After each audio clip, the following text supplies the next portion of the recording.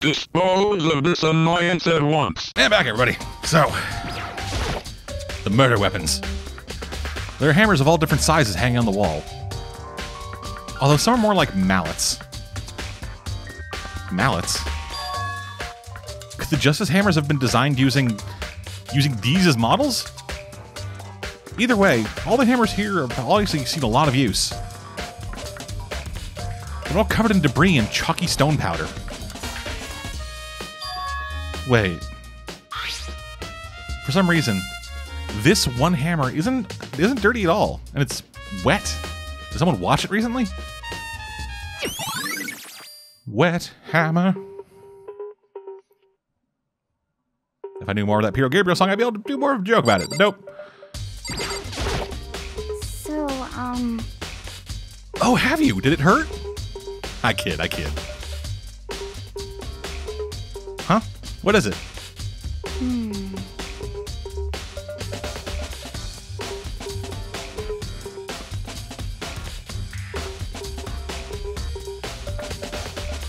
But...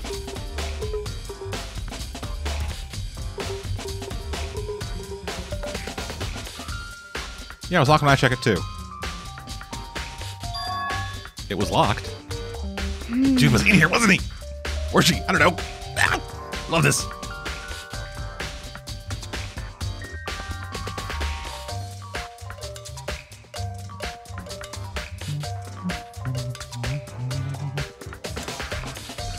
The door was locked when the search for the bodies began, but now it's wide open. There might be some secret lurking in here. But I'll probably have to leave this area to figure it out. Oh, fuck. Real sorry about that. No. Yeah, this shit's getting crazy, girl.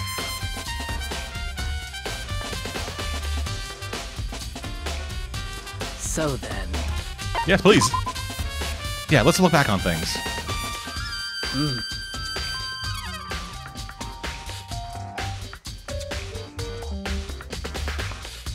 So, we waited for the others, but nobody showed up. I'm never reading this. So, you decided to go look for them. So we decided to go look for them. It was around 8 o'clock when we began our search. And soon after we split up, Kyoko disappeared. After that, Hina found Celeste in the rec room on the 3rd floor, then quickly came to get you and me. According to Celeste, she was attacked by a suspicious individual and lay unconscious for about an hour. In other words, she was attacked an hour before we found her. Meaning just after 7 o'clock. There's a fucking motorcycle outside. Based on the picture Celeste took, we discovered her attacker was dressed in a strange costume. It was Robo-Justice. Also became clear that this Robo-Justice had dragged Hifumi away. After meeting up with Toko and Byakuya, we began searching for the costumed assailant. We found an injured Hifumi in the library on the 2nd floor. We took him down to the nurse's office on the 1st floor, then resumed our search. But not long after leaving the nurse's office,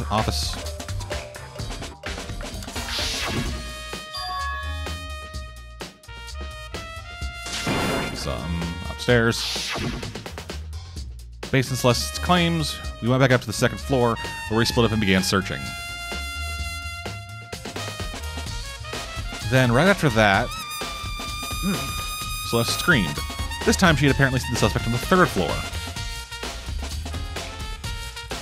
Hearing her screams, we quickly made our way up to the 3rd floor.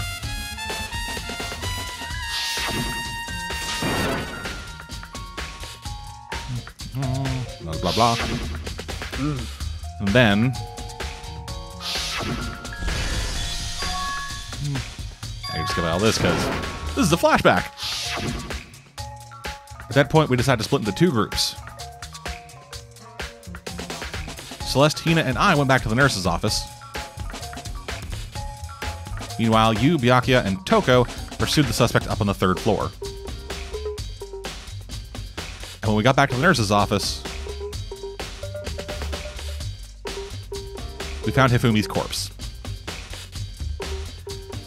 Which is also when we heard the body discovery announcement play.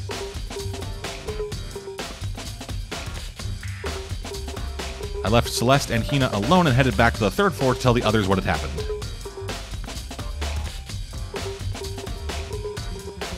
However... But at the same time, we had discovered Taka's body in the equipment room. Which means Hifumi and Taka's bodies were discovered at right around the same time. Because I remember hearing the body discovery announcement play right after finding Taka.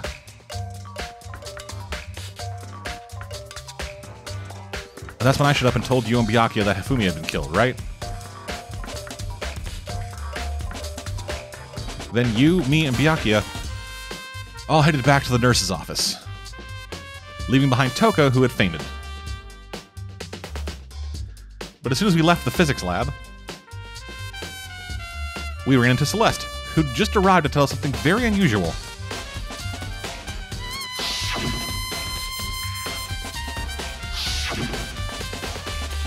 And we hurried back to the nurse's office to discover that the corpse, it was in fact gone. Then we remembered we had abandoned the unconscious Toko and rushed back to the equipment room.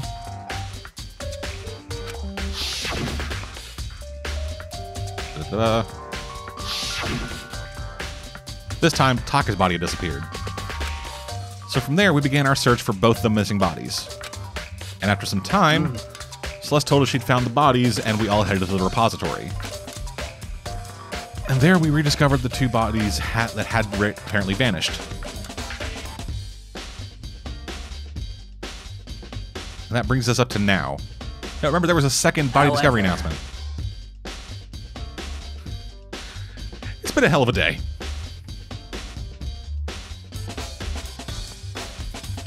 Aight, girl. Examine these fucking corpses. Taka. He'll never move again.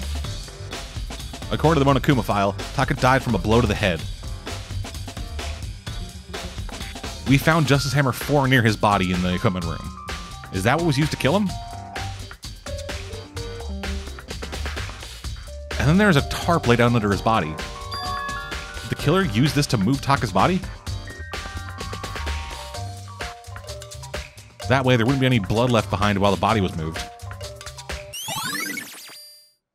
Blee tarp. That's in the physics lab.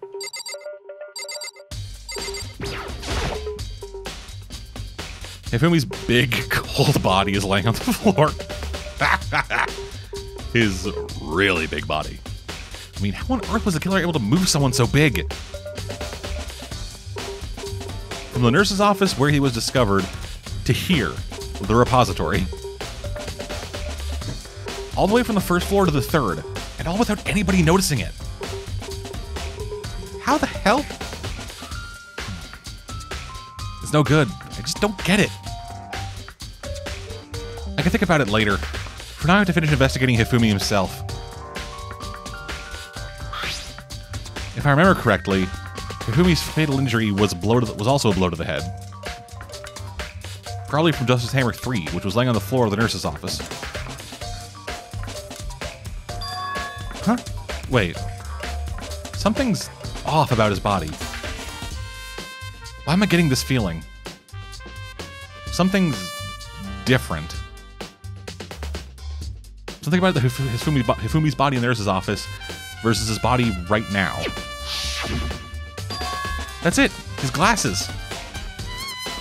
When his body was in the nurse's office, his glasses were covered with blood.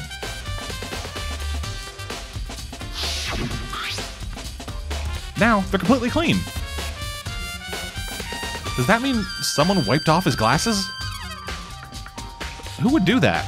And why? No noise. Alright, Byakuya. Byakuya, do you think Hiro really did it?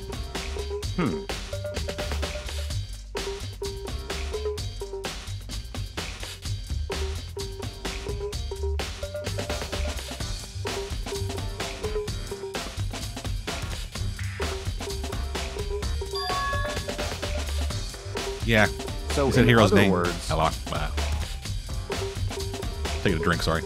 Okay, but if he did do it, why would he hide his identity with that weird costume?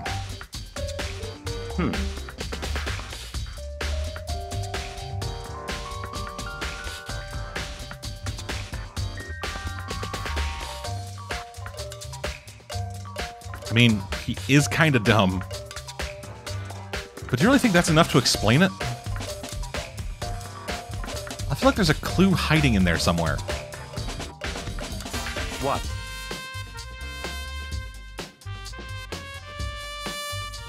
Well, no. There are a few other things. Like, why did the killer try to hide the bodies?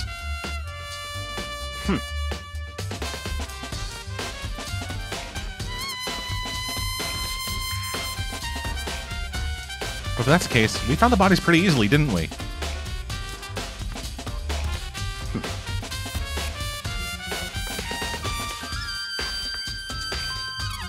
Is that really all there is to it?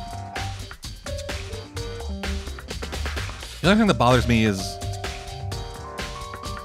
why'd they bother killing 2 people? What? Because all the rules say is, if you can kill someone and get away with it, you graduate, right? So if you're a killer, your number 1 priority is not getting caught. But killing 2 people means more clues, more chances you'll get found out. I see.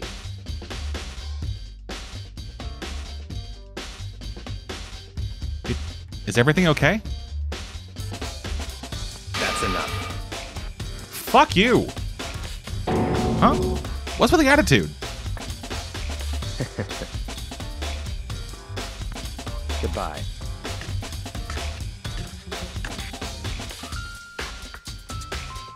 His mysterious words hung in the air as he left the repository. He talked as if he'd figured something out. But if he did, would it have killed him to tell me what it was? Probably. Alright, that is all we got in... Wait. Okay, so it's locked before. Definitely lock the door, but it will be locked from inside the repository. I don't see any locking from the art room. The door can only be locked from the inside the repository, which makes me wonder. Hina and Sakura confirmed the door was locked after we started looking for the missing bodies. The door is designed so that it can only be locked from inside the repository. In other words, when Hina checked it, someone had already gone in the repository and locked the door. When they were done, they unlocked it and left, which is why it's unlocked now. But Hina claims there was no way someone could have beaten them to the repository. So that certain someone...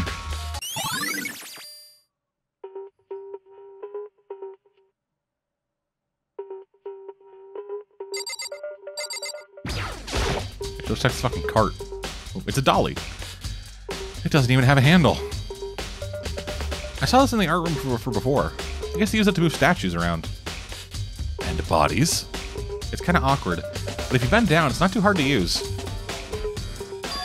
Huh? But wait. Wasn't this in the equipment room where we found Taka's body? There we go.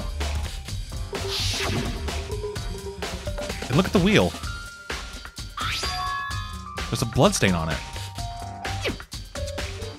So there's blood in the wheel of the dolly that was moved from the equipment room to the repository. What's the explanation for that? Bitch! Repository dolly.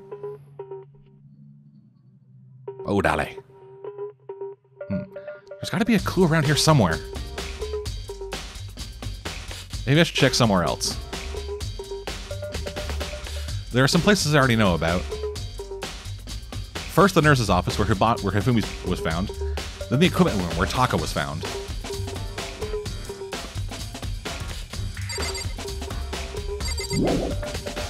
Yes, leave the repository. Yes, leave the art room.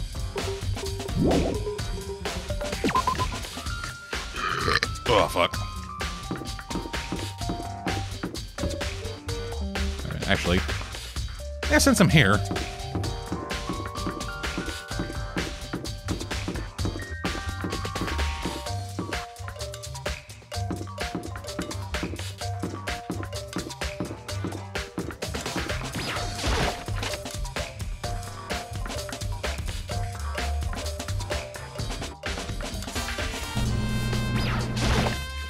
Oh yeah, I'm gonna just drone of a weather purifier, or an air purifier.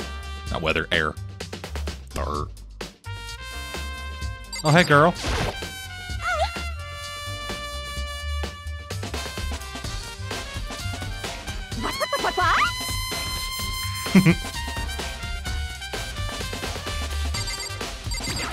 I'm missing a tarp. Huh? This tarp. I feel like I've seen it somewhere before. And just recently, too.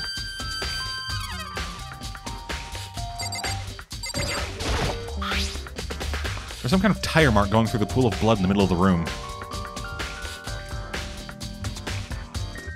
That reminds me about the dolly in the repository and the motorcycle right outside my window. There was blood in its tire. Could that blood have come from here? Which could mean that Taka's body was moved from the equipment room to the repository using the dolly. Both rooms are on the 3rd floor, so that should definitely be possible.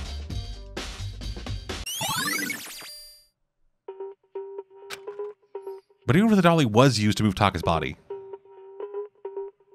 what about Hifumi? Hifumi's body was in the nurse's office on the 1st floor. Even with the dolly, there's no way to get it up to the 3rd floor. That's still a total mystery.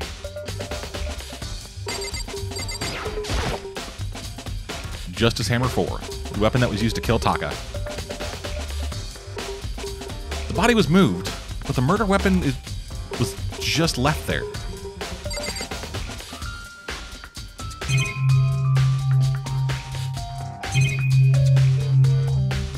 Okay, I think that's all I got here.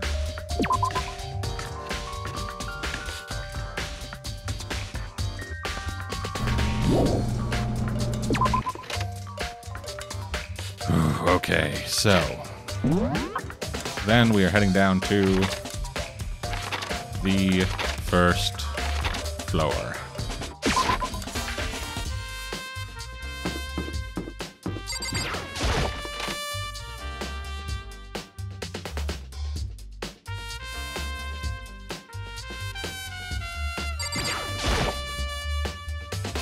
What are you investigating, Celeste?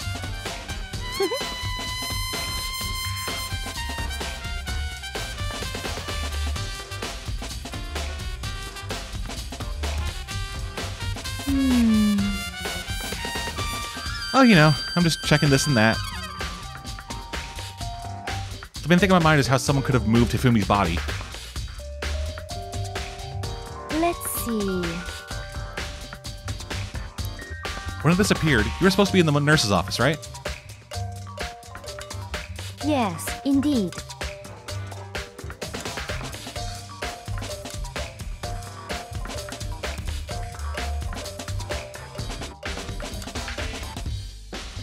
When you got back, the body was gone?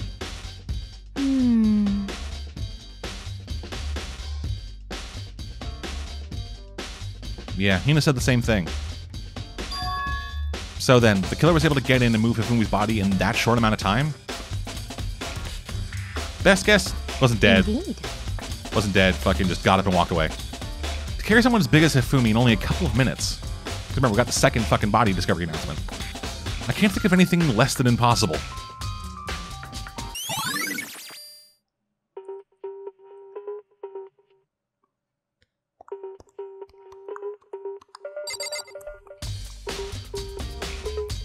Plus, Justice Hammer is totally the fucking kind of thing that goddamn Hifumi would do.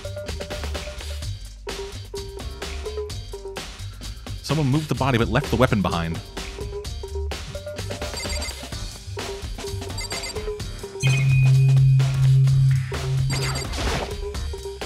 A refrigerator. Why don't there anything to drink inside? After everything I've been through, I'm totally parched. Maybe just a quick peek. There's a bunch of blood. There we go.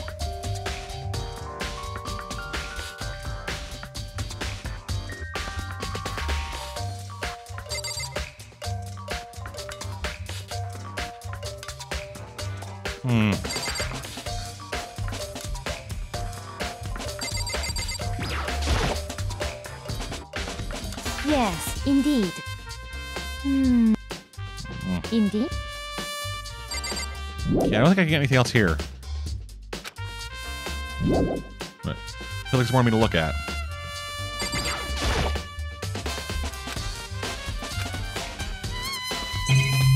Oh, trash can.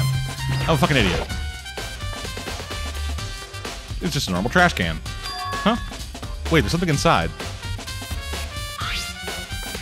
It's too small to be a handkerchief. Maybe it's a glasses cleaning cloth?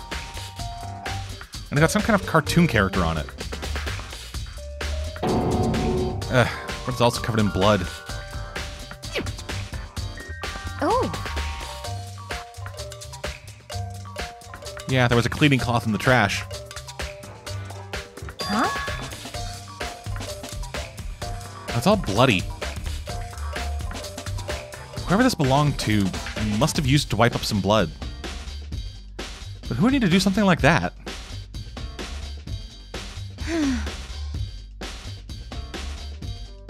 Yeah, me neither. But I think it might be important. No noise. No noise.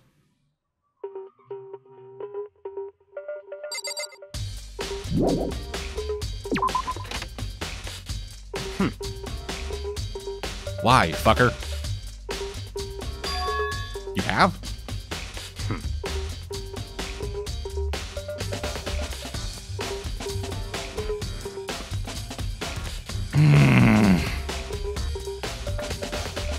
I'll get fucked. I'll get fucked. I go to Hero's room. Oh, let me give you this. Meet in the dining hall. This is the note Hero wrote to get us all to meet up, right?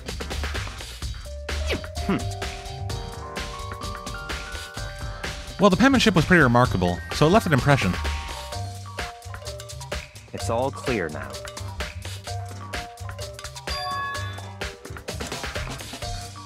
What is?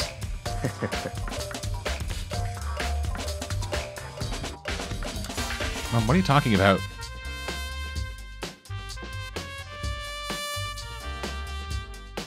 Goodbye.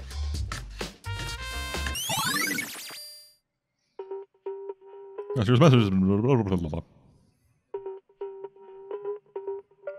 said to go to Hero's room, but what's waiting for me there? Alright, before we get on, there's actually something I did want to just remind myself of. See if I can actually look at it in here. Which I cannot. Okay then. Anyway. 2! No. There we go.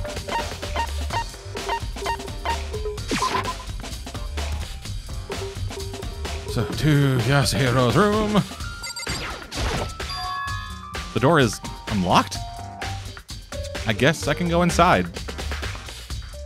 Byaka did say to go look. It might not be a great idea, but I'm going to take the plunge.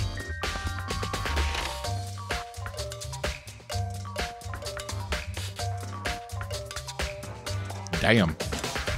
This is Hero's room. There's all kind of weird stuff in here. Where did he even get it all from? More importantly, he still hasn't turned up.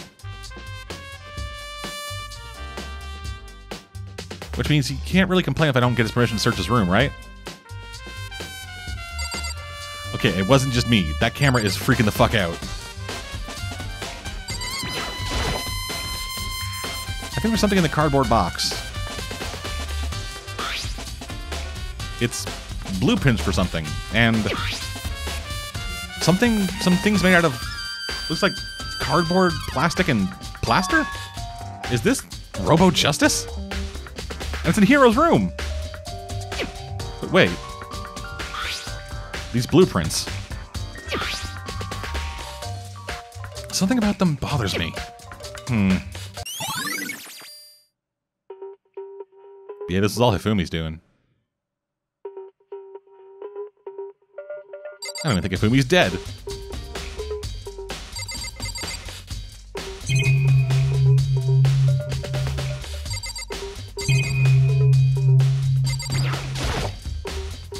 It's a normal bed, pretty much like the one in my room.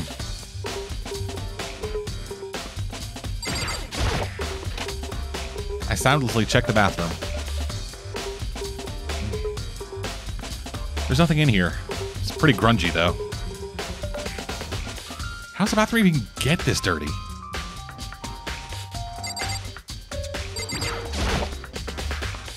A surveillance camera. There's no point worrying about it right now. I just need to forget about it. Yeah, that's weird. Monitor, I already know. Bounce out of here. Oh, big news, you say? What's wrong? Oh, you did. Nice. What? Is she okay? Where is she?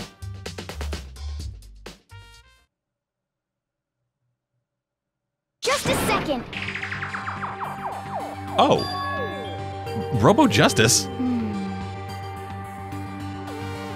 Okay. Okay, then. To think Hiro and Kyoko would turn up at the same time. Anyway, I have to head to the pool. I ran off to the second floor as fast as I could. And port.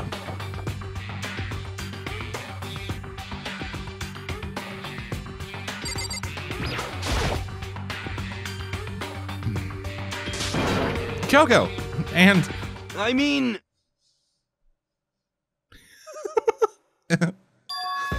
Hiro?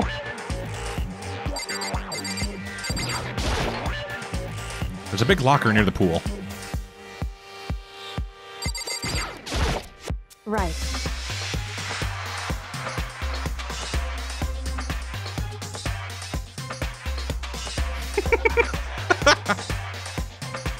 They get the fuck up. Don't be mean!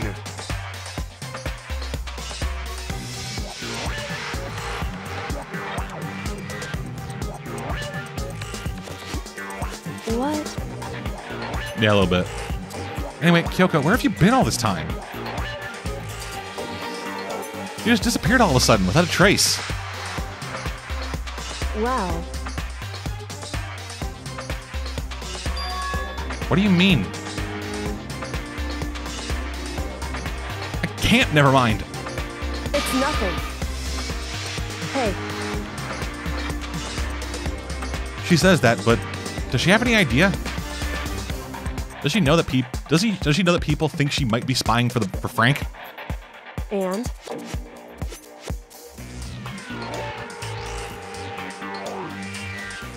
I mean...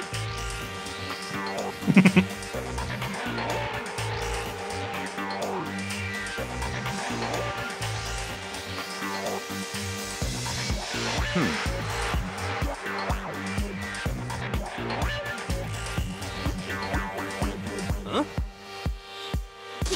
Let me out of here!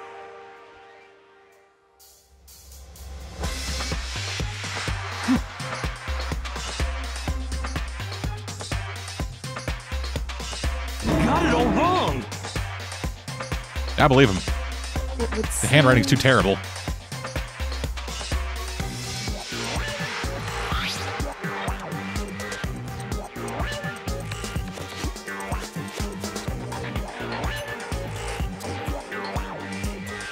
It took everyone's help, but slowly we were able to get get Hiro out of the suit.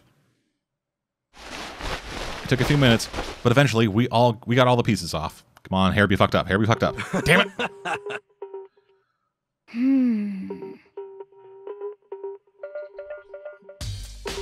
So then,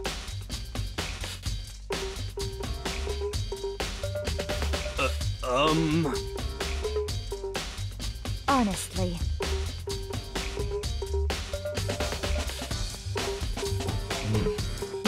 okay? Not to me, it ain't.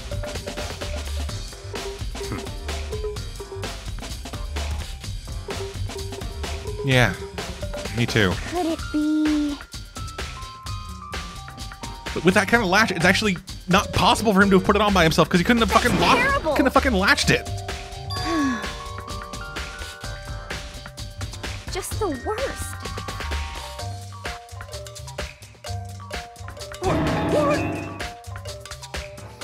Well, hold on, guys. I think that's going a little far. That's right.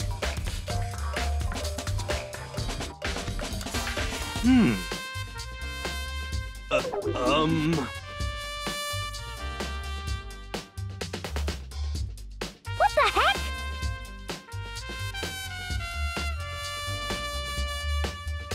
Shit's been decided, dude.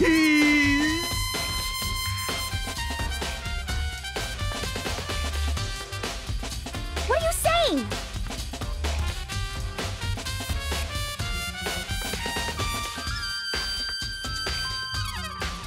What the heck?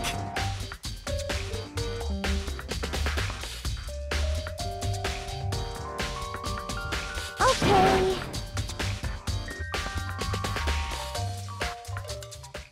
Without missing a bit, Hina started putting on the Robo Justice costume. Huh. See? Look. See how loose it is? I mean, come on. I'm blind as a bat in here. Can't see my feet at all. I'm surprised you got anywhere in this thing. I'm telling you, it wasn't me! And not to mention, you totally can't bend at the waist. Seems like a pretty obvious oversight. That's not a very nice thing to say. I mean, it's not like I made it. I just got caught up in the moment. Ciao, bruh. Well, either way, now we know for sure, right? Nah. I mean, it seems pretty clear that nobody but Hero could have fit into this dumb costume. In a huff, Hina took the suit back off again. Ah.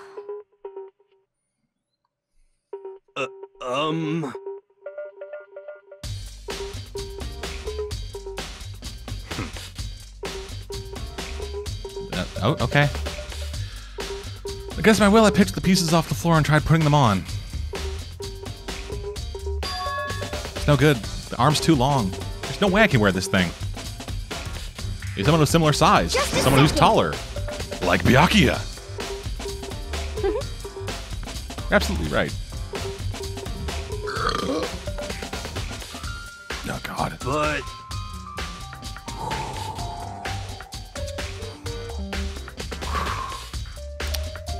Honestly.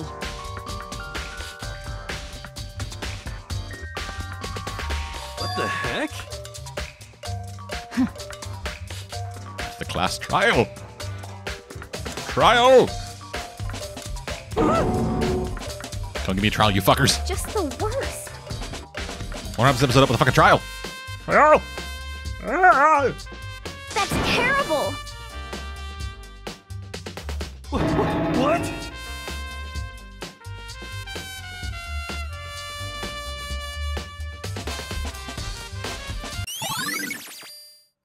Robo Eustace costume.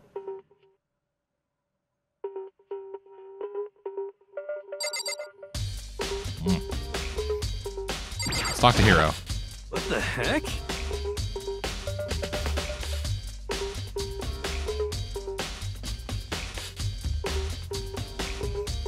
Two someones.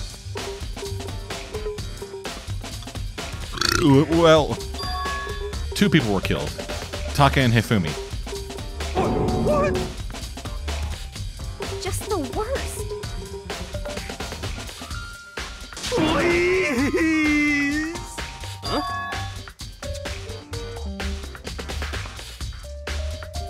How about that? So then, It was the computer. Computer.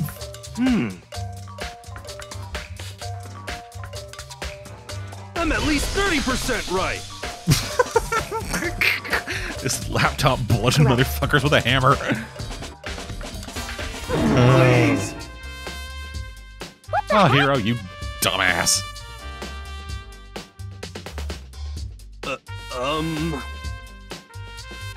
Give us a trial.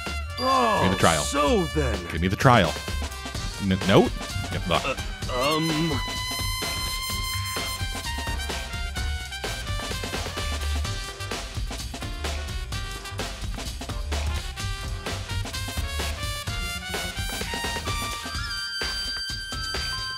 The rec room at 1 a.m.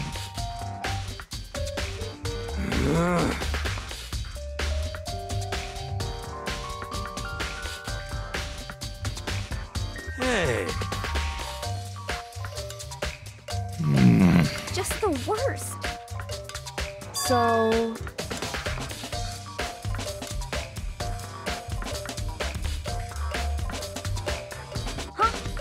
What? What? Wait, what? Like, what?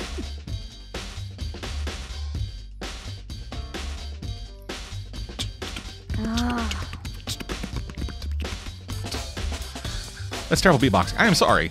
I'm just really digging this music.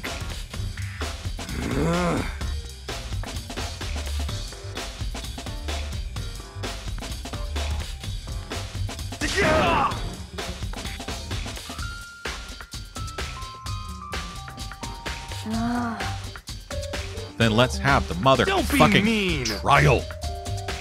Just a second.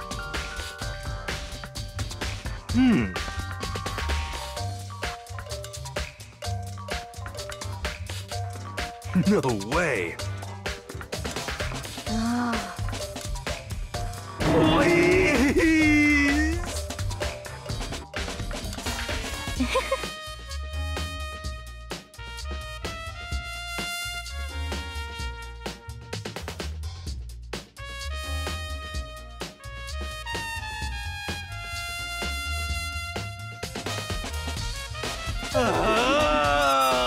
This will all come out if we just have a trial. Come on, Monokuma, you fucker. Let's go ding dong, bing bong, and then, hey, fucking trial time, bitches.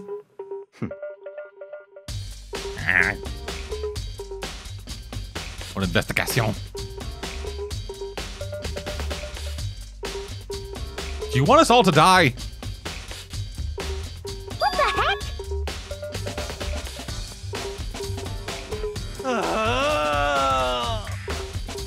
Just the worst.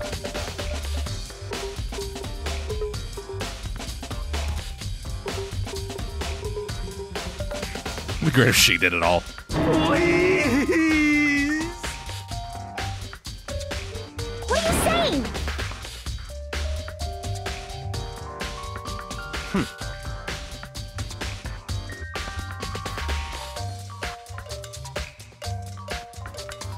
What?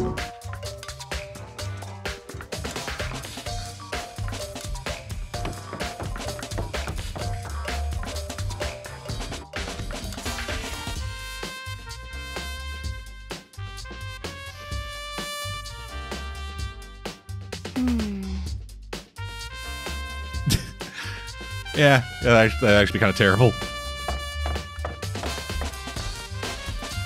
One by one, everyone peeled away.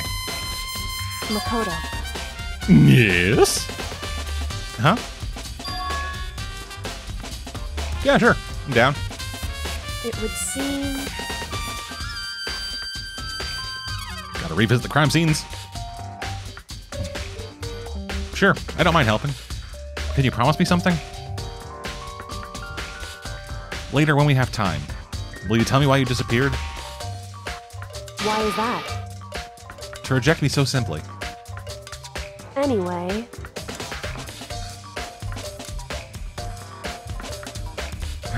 Okay. Shall we go? Hey. Examine the corpses. Examine the corpses. I can't believe I'm hearing that from a girl the same age as me. Correct.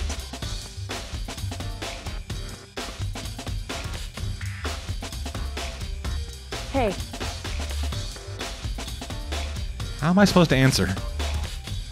Anyway...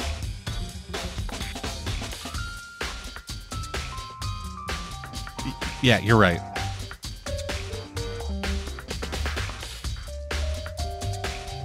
They're in the repository. I guess we should have that. And I guess we should head that way for now.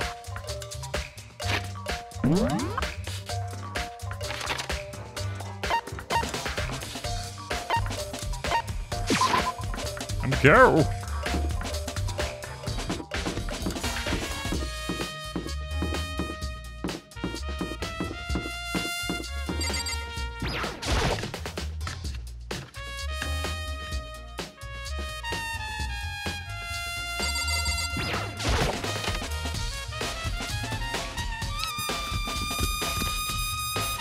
I love how the fucking shadow pops up before they do. For a moment, Kyoko seemed to go rigid, but only for a moment. So then... She crouched down next to Taka without hesitation began poking and prodding the bodies. I knew it.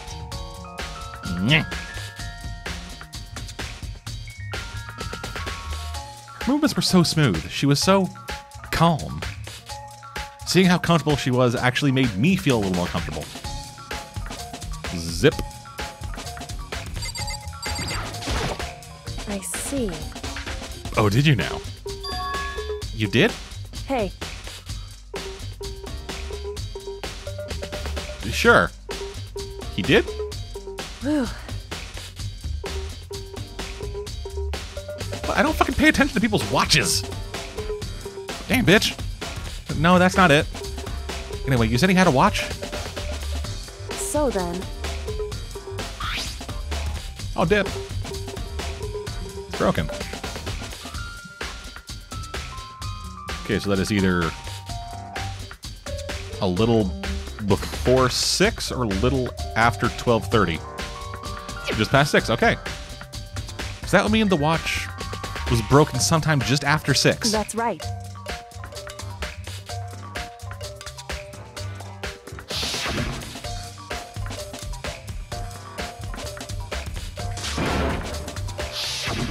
In other So. words, Taka died before Hifumi did.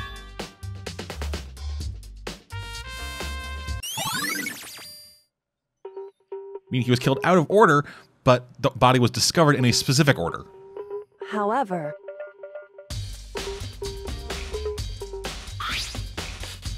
Yeah, a little note. Got a notey note. You're right, there's something white in there.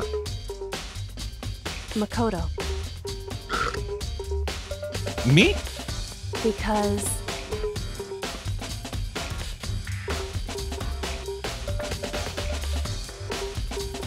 Okay. As much as I didn't want to, I grasped Taka's cold hand. The ice-cold hand was nearly enough to cause my heart to stop beating. After some effort, I was finally able to free the object from his tightly clenched fist. A piece of paper. Yeah, that's it. Just a little scrap of paper. Doesn't seem like much of a clue, does it? is that right? Kyoko then turned to Hifumi's body. So then, It's like the rest of the paper. Or like, I don't know, drugs or something. Kyoko, scrap of paper. Talk to you again.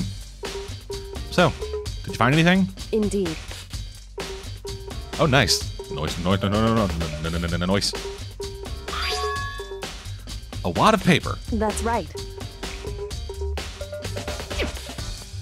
Hidden. Indeed.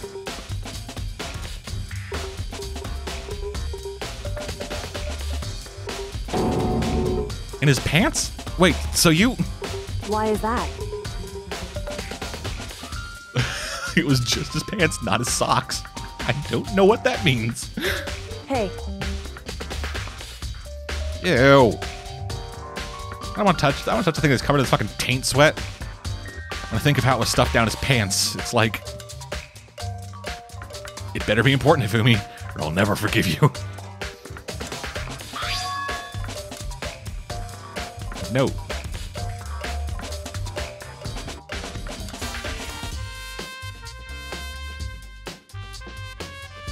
Oh shit, it's the note.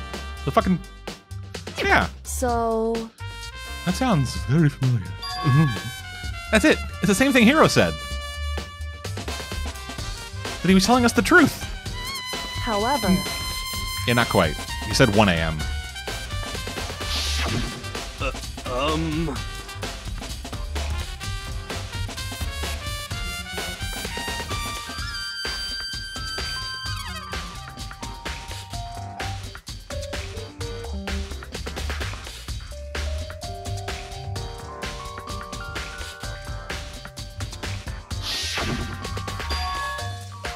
The time is different. Hero told us his note said to meet at 1 a.m. For this note, what the note they wrote... Is that for me. right?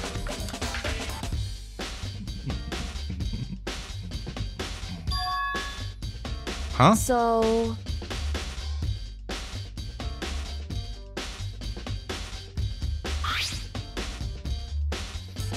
Some meaning to it being ripped? Some meaning to it being ripped? Could you maybe explain it a little more? Think. Hey. Carefully.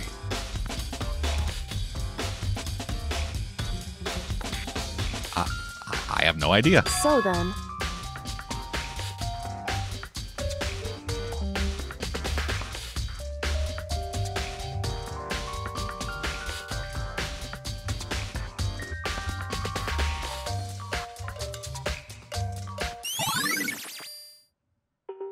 The note Hifumi had. Hey. Oh, goody. One other thing. What is it? What is it? Come on. Because the time definitely had their e-cane books on them. And that had nothing to do with how the murders were carried out. Good to eliminate the possibility.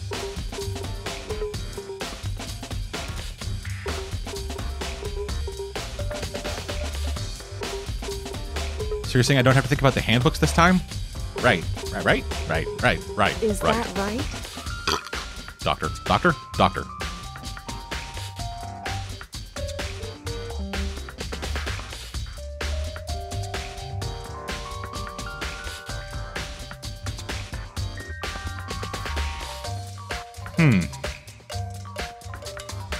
A handbook may play a role.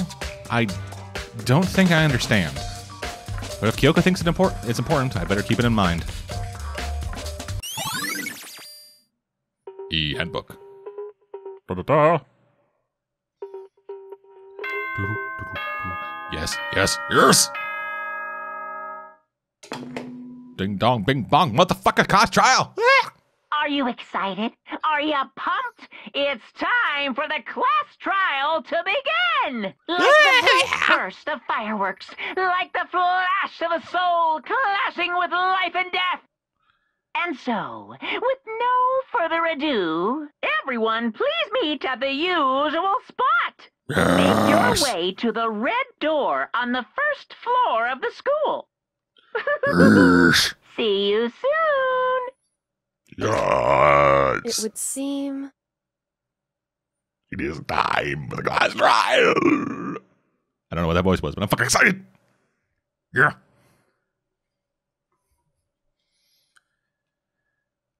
Yeah, you're right. Shall we go? Oh, God. Okay.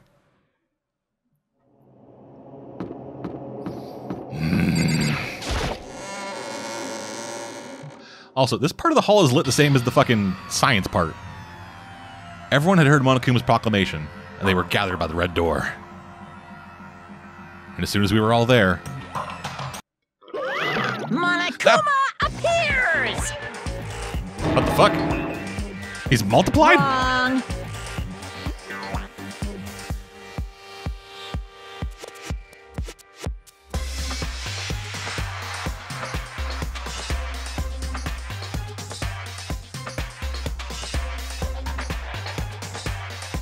Whew. Boy, tough crowd. You're not playing along. Stop talking. Okay. Hey! Everybody aboard the pain train, baby. Coal train, baby. Let's go. Please! What the heck?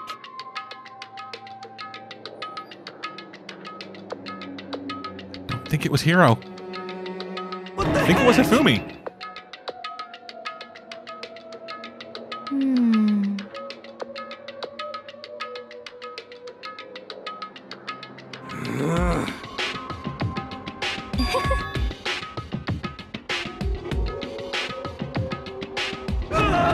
If there's even a 1% chance of doubt.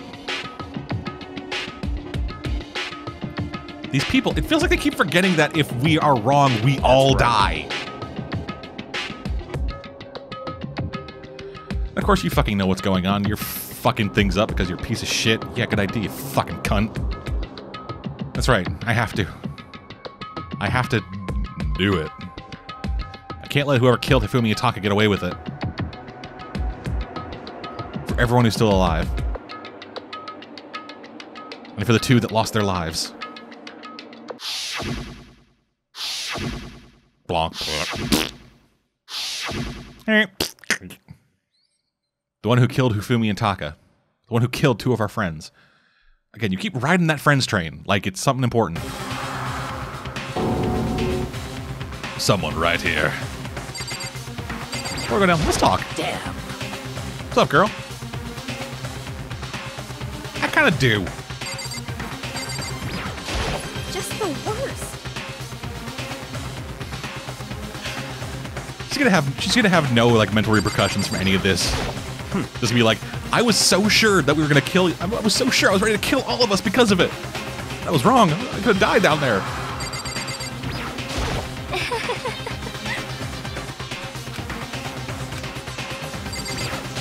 Hey.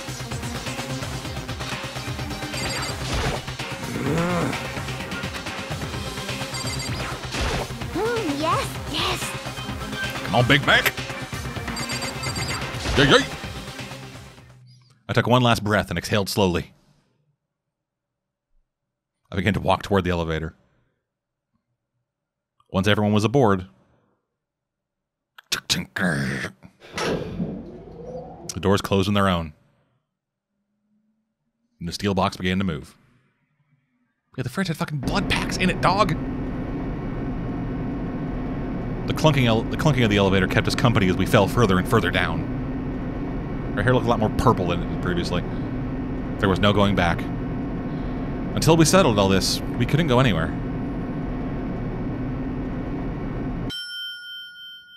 I'm not sure how long it was before the elevator finally came to a stop. Y'all motherfuckers could get like a stopwatch or something. The elevator doors slid open, opening up to a cruel fate. Ooh, it got redesigned. It's all blue now. I preferred the red.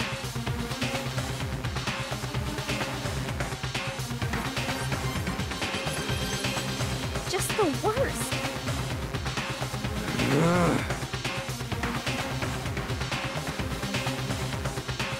What? You are adorable. I'll give you that. Come on. I just kind of want him on a plushie.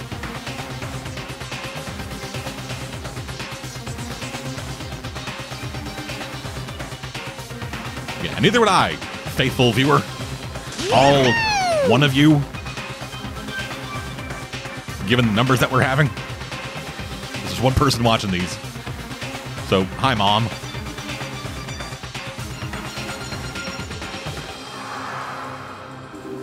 A deadly judgment, deadly deceit, deadly betrayal. Betrayal! Deadly riddle, deadly defense, deadly defense, deadly faith.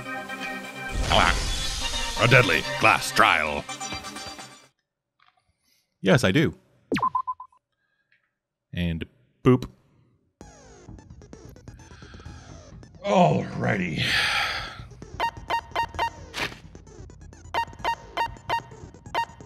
Actually, can I...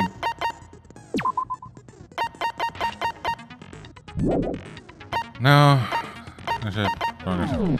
Okay, I forget how to do the thing where you steal somebody else's fucking thing. But anyway, so the victims were Hifumi Yamada and Kiyotaka Ishimaru. The cause of death each was a blow to the head. It is thought that they were both killed with a similar weapon. The tarp was found in the repository under Kiyotaka's lifeless body. It was apparently used to move Kiyotaka in order to avoid leaving any bloodstains. The dolly was found when the body was rediscovered in the repository. This specific dolly has no handles, and blood was found on one of its wheels. It is assumed that this is the same dolly that was in the equipment room where Kiyotaka's body was really discovered. When they were first found in the nurse's office, Hifumi's glasses were covered in blood. However, when they were next seen in the repository, they were completely clean. Hammers of all shapes and sizes were found in the repository. One of them was found wet, apparently had been washed recently. The door connecting the art room to the repository was designed to only open from the repository side. According to Aoi, a puddle of blood was found. Tire tracks, cloth, brand popular anime character blood on it. Fumi's body was disappeared once left and went to the bathroom. Apparently they were gone for no more than a minute or two. No, Yasuhiro wrote, pattern is very neat and remarkably clean. Blueprints found in the thing. No one but Yasuhiro could possibly fit in the costume. Additionally, anyone would not be able to bend their feet. Yeah, see their feet, or bend at the waist more than 90 degrees. Yep. And, yep. Yep, and... Yep. Okay, then. So, let's see. Reduces your aim speed. Effective turning the non-stop debate and hanging its gambit. It steadies your aim.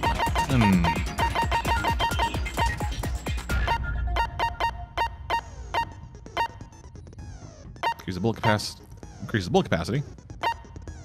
Melodious voice. Increases the damage to opening statements. Focus gauge recovers more quickly.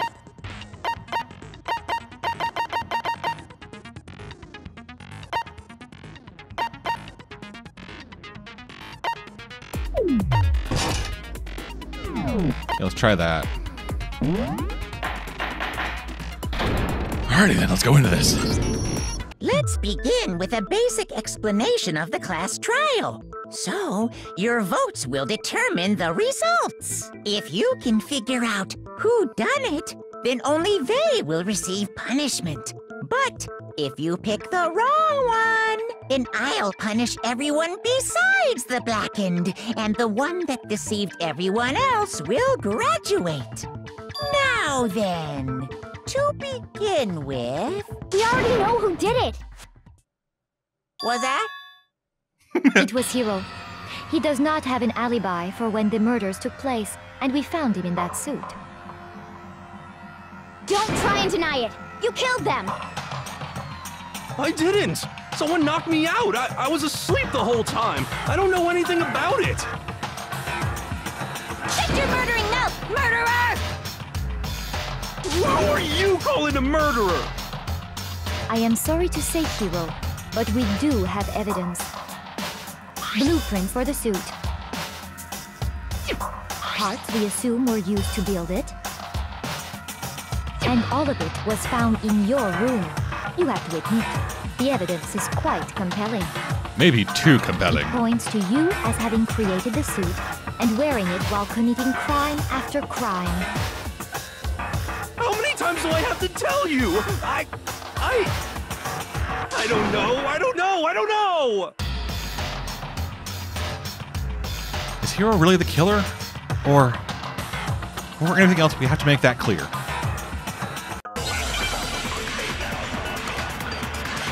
Oh yeah, wow, we are down to the fucking wire with these fuckers.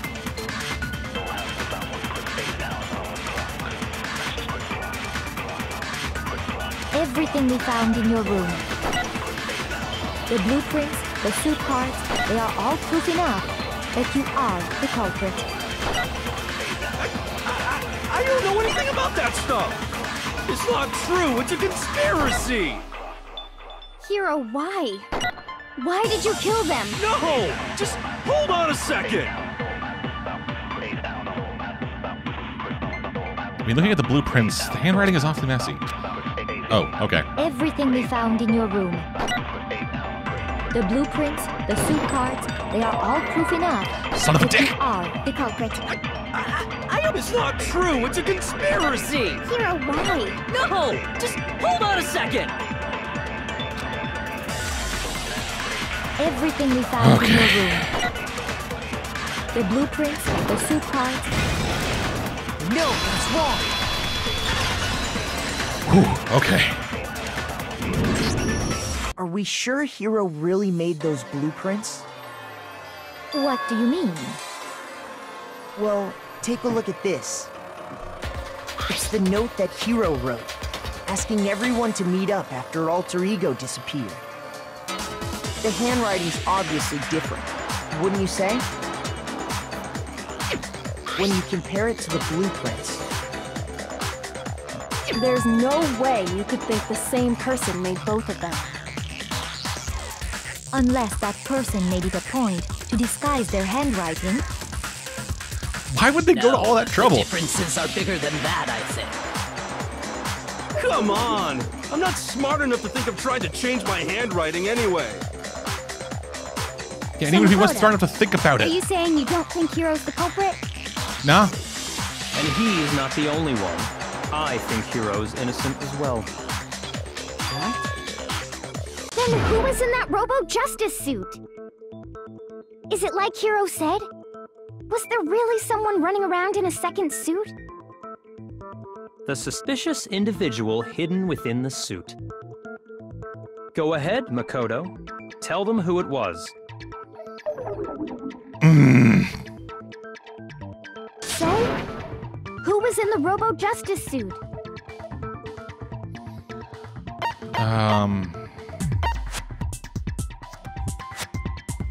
Hina? Oh, Asahina.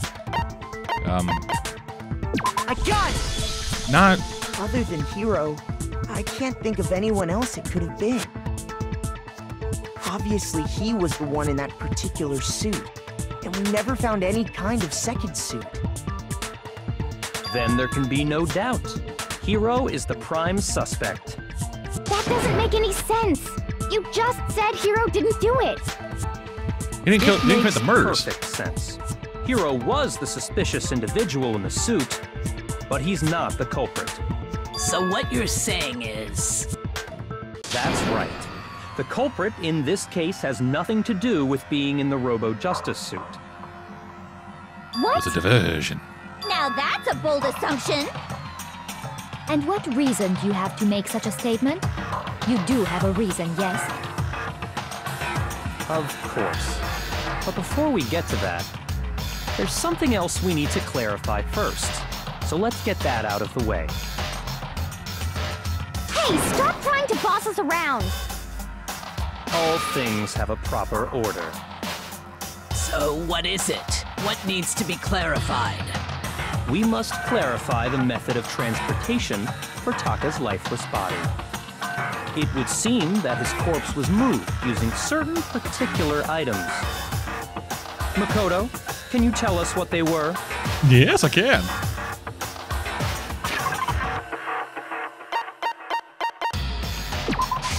I got it! There's still one more thing. Must have been...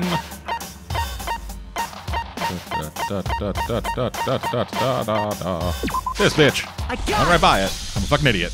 They were a dolly and a tarp, right? What's with the attitude? So, let's see if I can explain.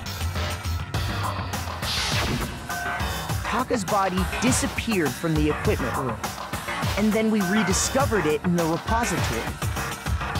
And when we found it, Yeah, I think that for a while, but this game kind of spoon feeds you everything. It was wrapped in a blue tarp, right? It was the same tarp that, up until then, was stored in the equipment room. So the killer must have seen it there, and decided to use it when they moved Taka's body. That way, they wouldn't leave any bloodstains while they were moving it. Okay, that That explains the tarp. And the dolly? Same thing. I'm sure the dolly was in the equipment room when we first found Taka's body there. But when the body disappeared, so did the dolly. Later, when Taka's body reappeared in the repository, so did the dolly. In other words, you think they used the dolly to move the body. Am I right? So why did Byakuya go... But are you sure you are not mistaken? When he said like, hey, how was the body moved? Are you absolutely positive the dolly was in the equipment room when we found Taka's body? That dolly was made specifically for moving large objects between the repository and the art room. It would be very strange indeed to discover it had made its way to the equipment room. Is it not possible that it was in the repository all along, and you simply didn't realize it? She's raised an objection. How do you respond? Fuck you! There's no shame in being wrong. Nobody expects much from you anyway. I'm the one who solved all of these, dude! Accepted the fact that you rarely understand what is going on around you. Everyone's throwing this shit over to me, dude, and I've fucking gotten all of it. Man. Well, if I could just explain to them why the dolly must have been moved from the blah blah blah blah blah blah blah blah blah. A new element has been added to bullet time. Yes, fucking yes, dude. Let's talk about reloading. Starting with this next bullet time battle, we're gonna add one more ingredient to the recipe. At the bottom of the screen, under the tempo marker, you'll see your ammo count. Up to now, there hasn't really been a limit on how you destroy your opponent's statements. But for now on, just locking on and pressing Y won't be enough to handle them. Now it'll cost you 1 bullet to destroy a single remark. Once you're out of the bullets, you can't destroy any more statements, no matter how locked on you are. However, you can reload by pressing the X button. Just like locking on, you'll have to press the X button in time with the tempo marker.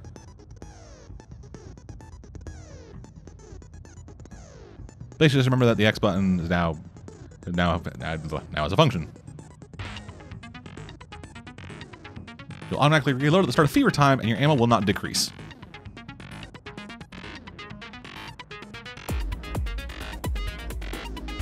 But if your action difficulty is set to gentle, it's set to I think normal. I think. Good luck, have fun.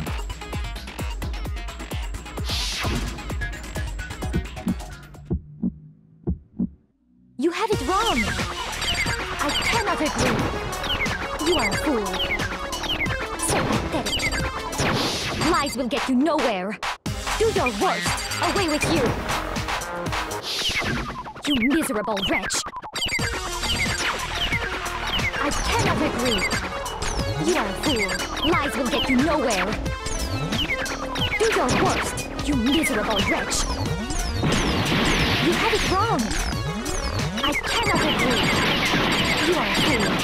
Oh God. So pathetic. Lies will get you nowhere. Do your worst. Away with you. You miserable wretch. I cannot agree. You are a fool. Lies will get you nowhere. Do your worst, you miserable wretch.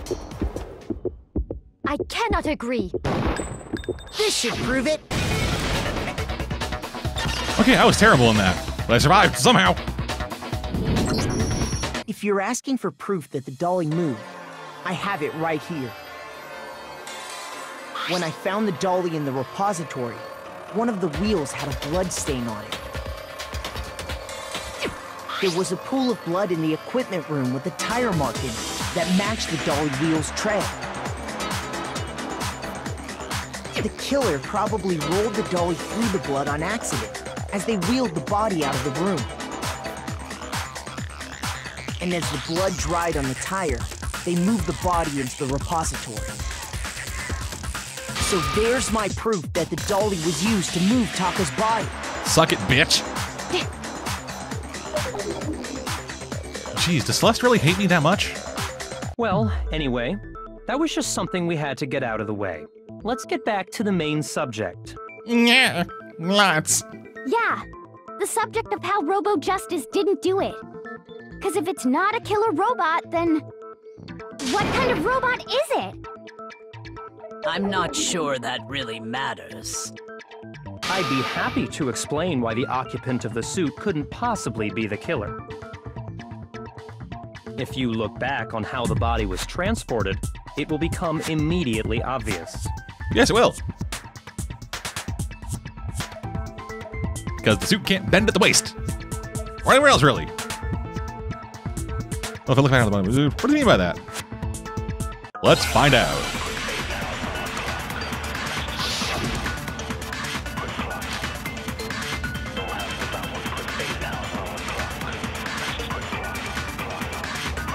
As we know, Taka was killed in the equipment room.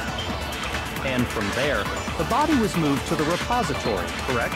Yeah, the culprit wrapped the body in the tarp, then loaded it onto the dolly and wheeled it off, right?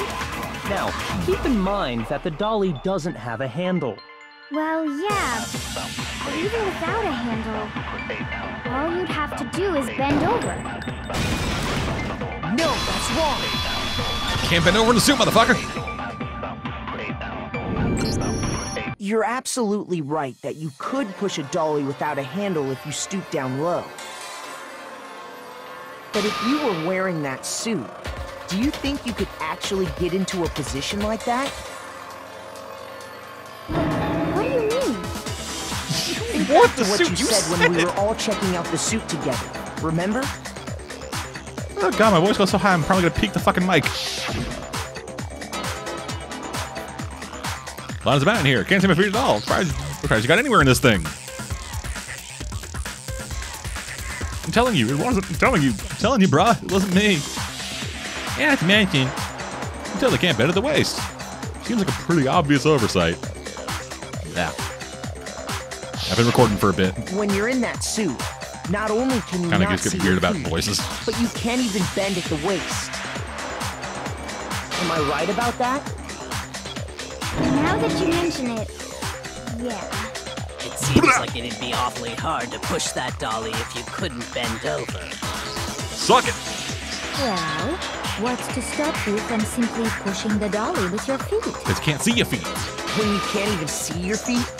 You really think someone could kick the dolly all that way? Yeah, it'd be totally impossible. Not that I can say for sure myself. On top of that, if you were wearing such a rigid, cumbersome suit, it's very unlikely you would have the dexterity to go about wrapping the body in a tarp. Well, I mean, isn't that just a matter of taking off the suit when you're ready to move the body? But you can't. You can't take the suit off by yourself.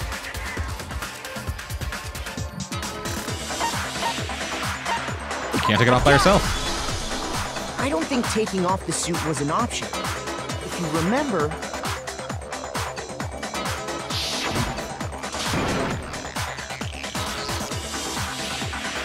Get off, take it off yourself, and then super thing.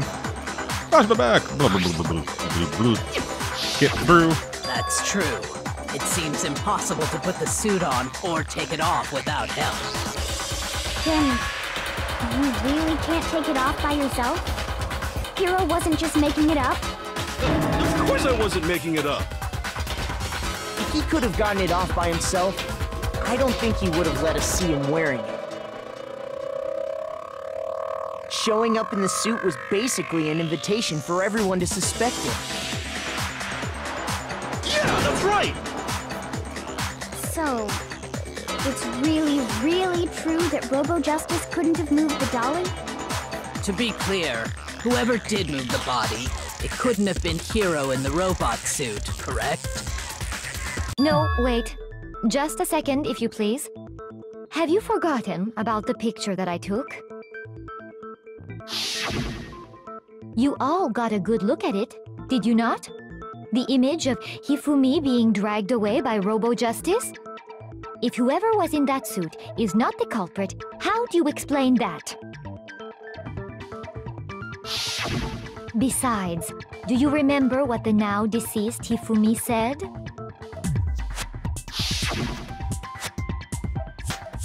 How did you get hurt? You can't hit me. So long as those facts exist, the proper conclusion is beyond question. The individual inside the suit and the culprit are really one and gunning the same. for this guy's It death. was Hiro, without a doubt. Yeah, that's gotta be right. Hold on a second! It's still far too early to reach that conclusion. Besides, there's no hurry to decide who did it. Before we rush to a verdict, shouldn't we explore every single possibility? Instead of seizing on one viewpoint, the truth is uncovered by analyzing things from every angle. Perhaps, but where do we go from here? Let's review this series of unfortunate events from the beginning. Maybe we'll uncover something new. Was it? What a pain in the ass! I'm starting to think Celeste I did don't it. disagree, but our lives are on the line. If this is what it takes, we have to do it. Plus, maybe we'll get to find out where the Like, heck Kyoko was when everything Maybe went down. Celeste took the thing. All right Convinced then, that let's take another look back at what Celeste happened. took the computer I suppose we could start to with this convince morning. everybody to convince like fucking 4 of us gathered those together in fuckers. the dining hall. Makoto, Hina, Kyoko, and myself. We waited there for quite a while, but nobody else showed up, so we went to look for everyone. That was around 8 a.m. And as soon as we split up, Kyoko went missing. Soon after that, Hina found Celeste in the rec room and quickly came to get Makoto and me.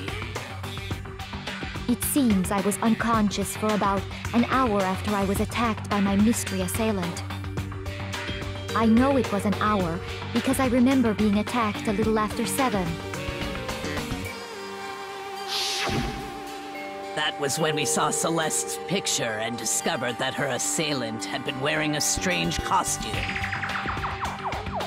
As it Wait, turns out, that's the door. it was Robo-Justice. It also soon became clear that Isn't that the door to the rec room? Robo-Justice had abducted Hifumi. We were soon joined in our search by Byakuya and Toko, and then went on to find Hifumi in the library. He was injured, so we took him to the nurse's office and resumed our search for the suspect. Yeah, I think Celeste did this. But not long after leaving the nurse's office,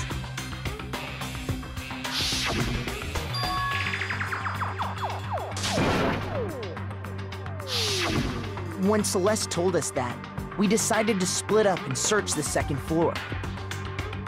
And soon after that, I saw someone moving around on the 3rd floor, and I yelled out to everyone as soon as I did.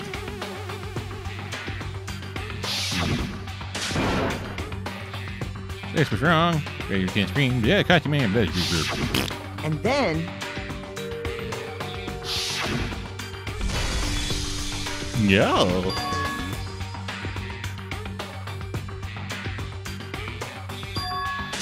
at that point we decided to divide up into 2 groups. Celeste, Hina, and I went back to the nurse's office, while Sakura, Byakuya, and Toko chased after the suspect. When we got back to the nurse's office, we found Hifumi, dead. And that's when we heard the body discovery announcement. I left Celeste and Hina there and headed back to the 3rd floor to let the others know what had happened.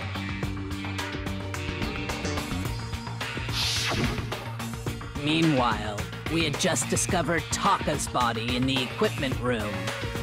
We must have found both bodies at almost exactly the same time, because we heard the same announcement not long after we discovered his body. And that's when I told you guys about Hifumi. Then the three of us headed for the nurse's office. But right after we left the physics lab, we ran into Celeste, who'd arrived after us, and she told us something very surprising.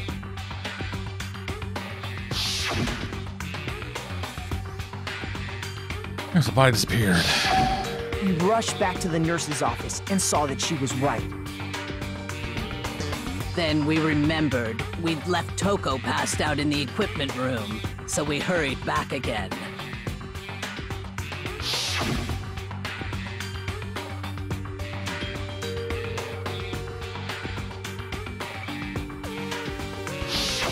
But when we got there, we discovered that now Taka's body had also gone missing. Next thing we knew, we were searching the school for 2 missing dead bodies. And after some time... Celeste informed us that she'd found the bodies, and we all headed to the repository. Which is where we rediscovered the corpses. Okay. So I think I have it mapped out. I think that about covers it. I see. The whole thing sounds exceptionally complicated. It certainly seems to me that these are not a simple series of connected events. Okay, well, if that's true, then what? Rather than a single series of events, I think we have to consider each murder a separate situation. Yeah. And from there, we can uncover the contradictions surrounding all of them. Because Taka was killed at shortly after Now 6 then, a.m. Let's get started, beginning with what happened to Taka. They had to guess.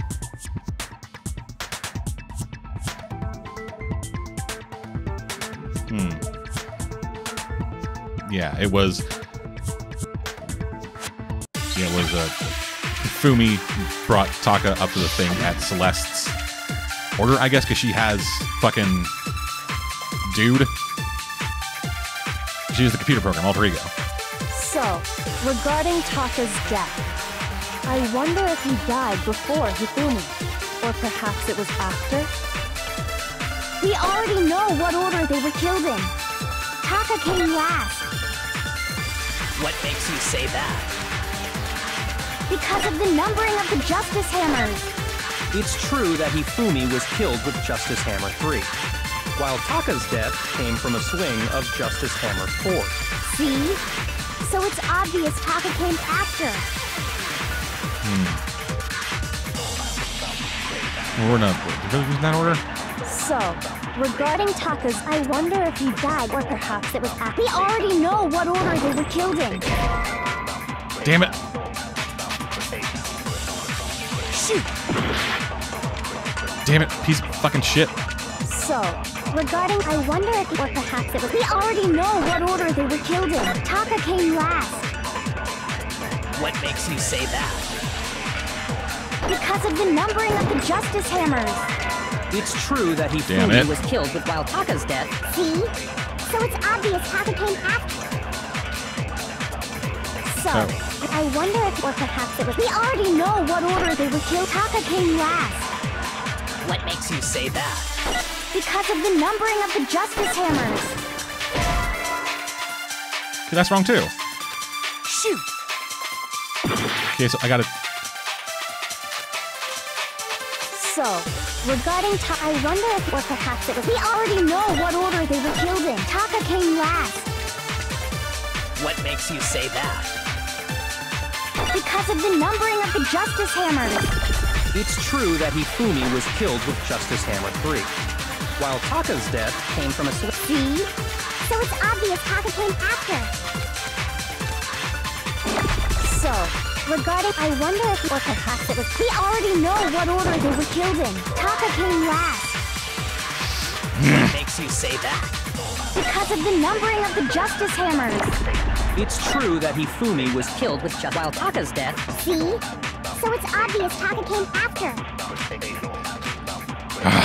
So, regarding, I wonder if, or perhaps it was after. We already know what order they were killed in. No, it's wrong.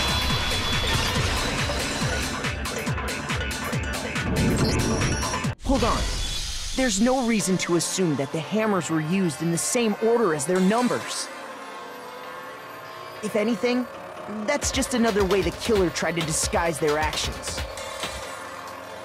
So you're saying the culprit wanted us to think the hammers were used in order, but in reality, Taka was killed before Hifumi? Yes. Okay then, let's see the proof. The watch, bitch.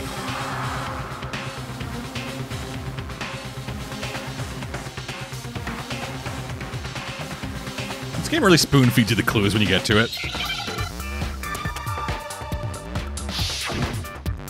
Hangman's Gambit.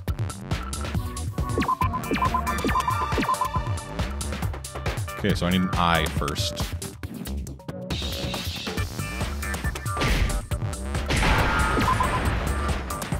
An S.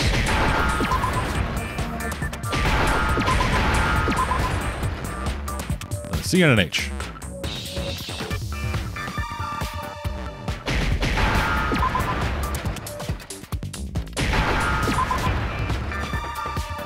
Now I understand. I've got it. Taka's wristwatch. See? Look. It broke with the hands pointing just past 6 o'clock. It must have gotten broken when he was attacked by the killer. Because as of last night... It was still working perfectly. Take it away like a motherfucker. So if it wasn't broken after 6 last night, then he must have been attacked around 6 this morning. And that would be his official time of death. But if that's true, then he was killed well before Hifumi. And before Celeste was attacked this morning, which happened around 7. That's right. Taka was killed before any of the other incidents took place. That simple fact slipped past all of us. We made the wrong assumption about the order of events, all because of those justice hammers. That's exactly why the culprit wrote the numbers on each hammer and had them increase in size. That way, when we saw how they were used in each incident, we'd easily make that wrong assumption. Now, if Taka was killed around 6, then everyone's alibis for his murder go out the window. Because when he was killed, we hadn't met up in the dining hall yet. Nice. That may be true in the case of Taka's murder. But all of our alibis still hold true for Hifumi's death. That's right. With him, at least, we're all safe.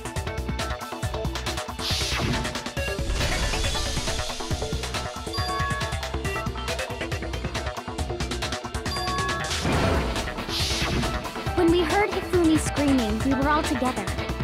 Except for Hiro and Kyoko. That wasn't his death. Then we all ran He was still down to fucking the alive when that nurse's happened. office, and that's where we found his body. That's totally true. We're all in the clear. I know! They must have recorded him screaming on a tape or something, then played it later on! If that's true, where's the tape? I don't know. Don't just go making stuff up. Anyway, we all have rock-solid alibis for when we heard Hifumi scream. Since all of us were there together, clearly none of us could have killed him. And it does That's not not when he stop died. there. There was also the moment when we discovered his body had disappeared. When his body vanished from the nurse's office, Hina and I were in the bathroom together, while everyone else was in the equipment room, correct? And then there's the disappearance of Taka's body from the equipment room. At that time, we were all Yeah, I gathered think Hifumi together moved in the the body nurse's then. office because of Hifumi going missing. Well, don't forget, I was passed out in the equipment room the whole time. Wait, then what if Genocide Jill did it? She could have dragged Taka's body out of there right then! Even if she could pull that off, there's no way she could have done the same with Hifumi's body. Because, as we just established, She was passed out in the equipment room when his body disappeared. Besides, I didn't do either of them anyway. In other words, it is impossible that any of us could have killed Hifumi or moved either of their bodies. On the other hand, Hiro and Kyoko had disappeared, so they most certainly could have done those things. So what now, Kyoko? For now, we can't get fixated on who did it, or we'll just keep going around in circles. So instead of who, I propose we start talking about how. In particular, I think we need to figure out how Hifumi's body got moved. But I really gotta piss. That's true. We searched everywhere, but we couldn't figure out how to explain his body disappearing. And according to what Celeste said,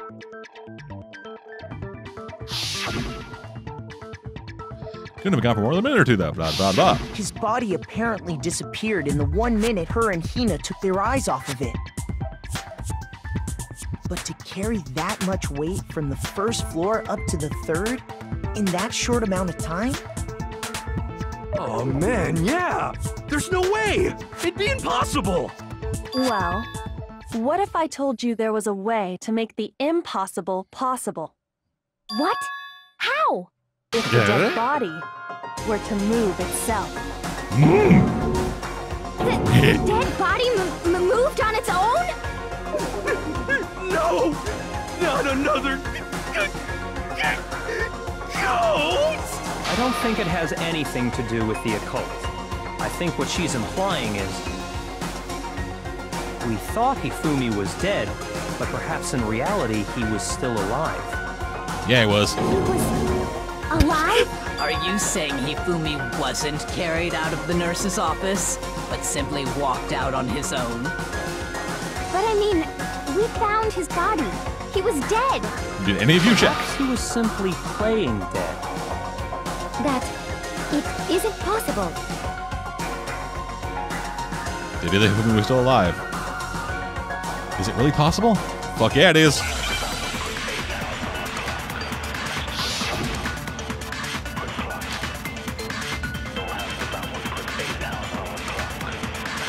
Not gonna do nothing but none.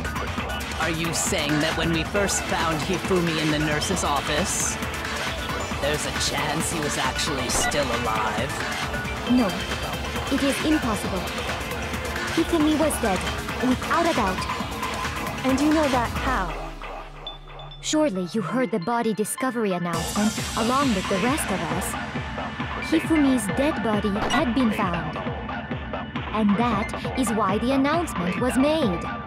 Are we really so sure about that? Maybe the announcement was intended to signal someone else's discovery.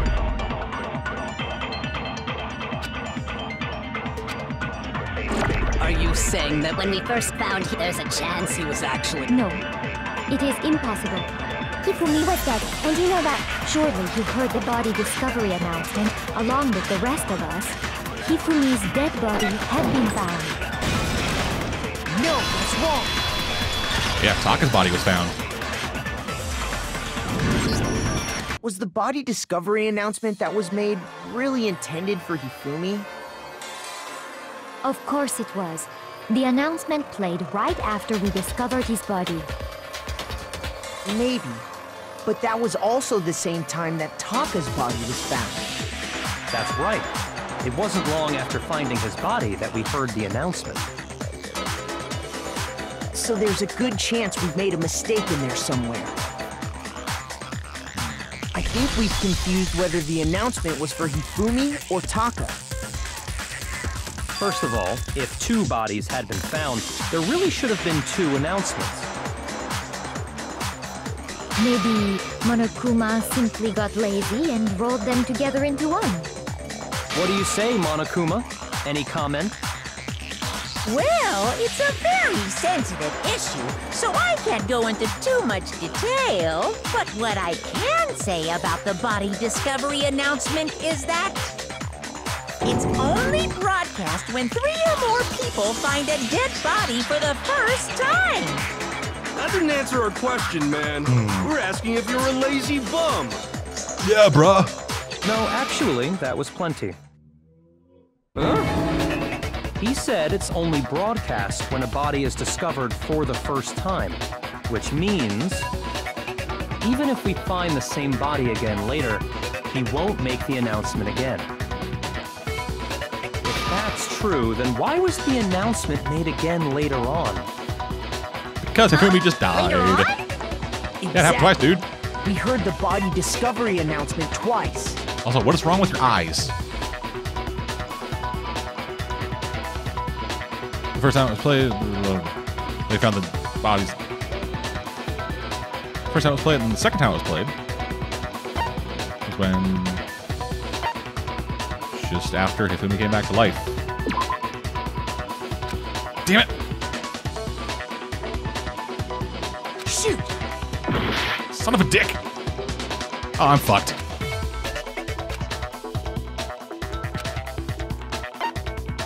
Was when both bodies were discovered.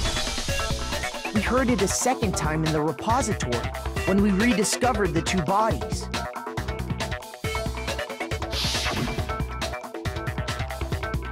Ding dong ding dong.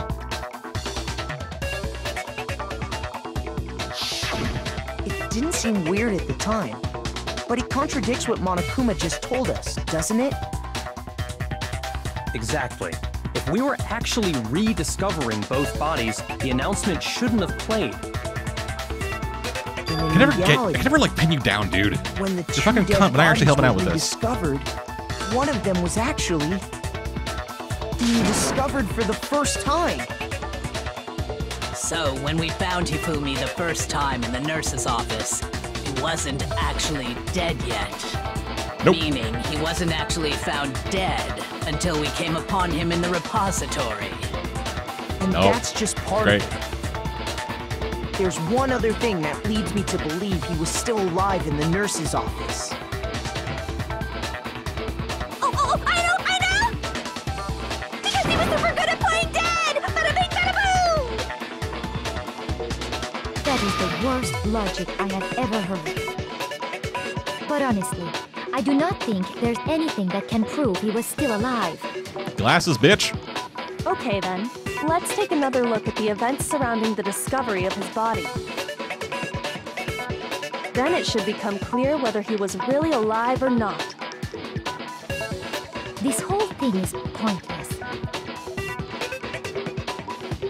There has to be proof that shows Hifumi was still alive. I have to find it and show it to everyone.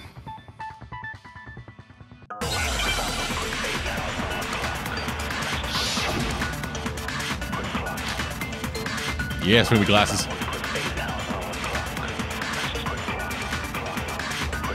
Well, here's one thing we do know. The first time we found Hifumi's body was in the nurse's office. And then, while me and Celeste were in the bathroom, his body disappeared. And the next time we saw his body, it was in the repository.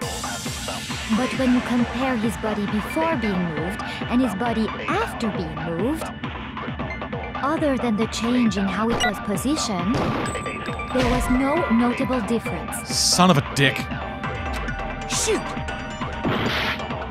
That too fucking up it.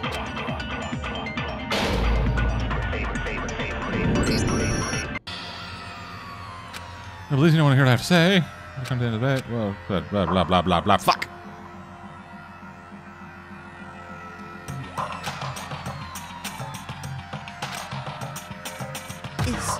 Is this... You say you want to give him a shot? Fuck! Yes, dude! I refuse to give up yet. Oh god, I'm a fucking idiot.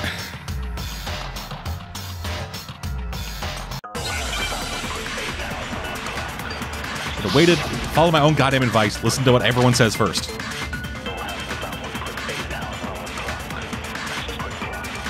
God, I'm so stupid. Well, here's one thing we do know. The first time we found Hifumi's body was in the nurse's, and then his body And the next time we saw it was in the But when you compare his body before being, other than the change in how it was positioned, there was no notable difference. Sure about that, bitch? No, that's wrong.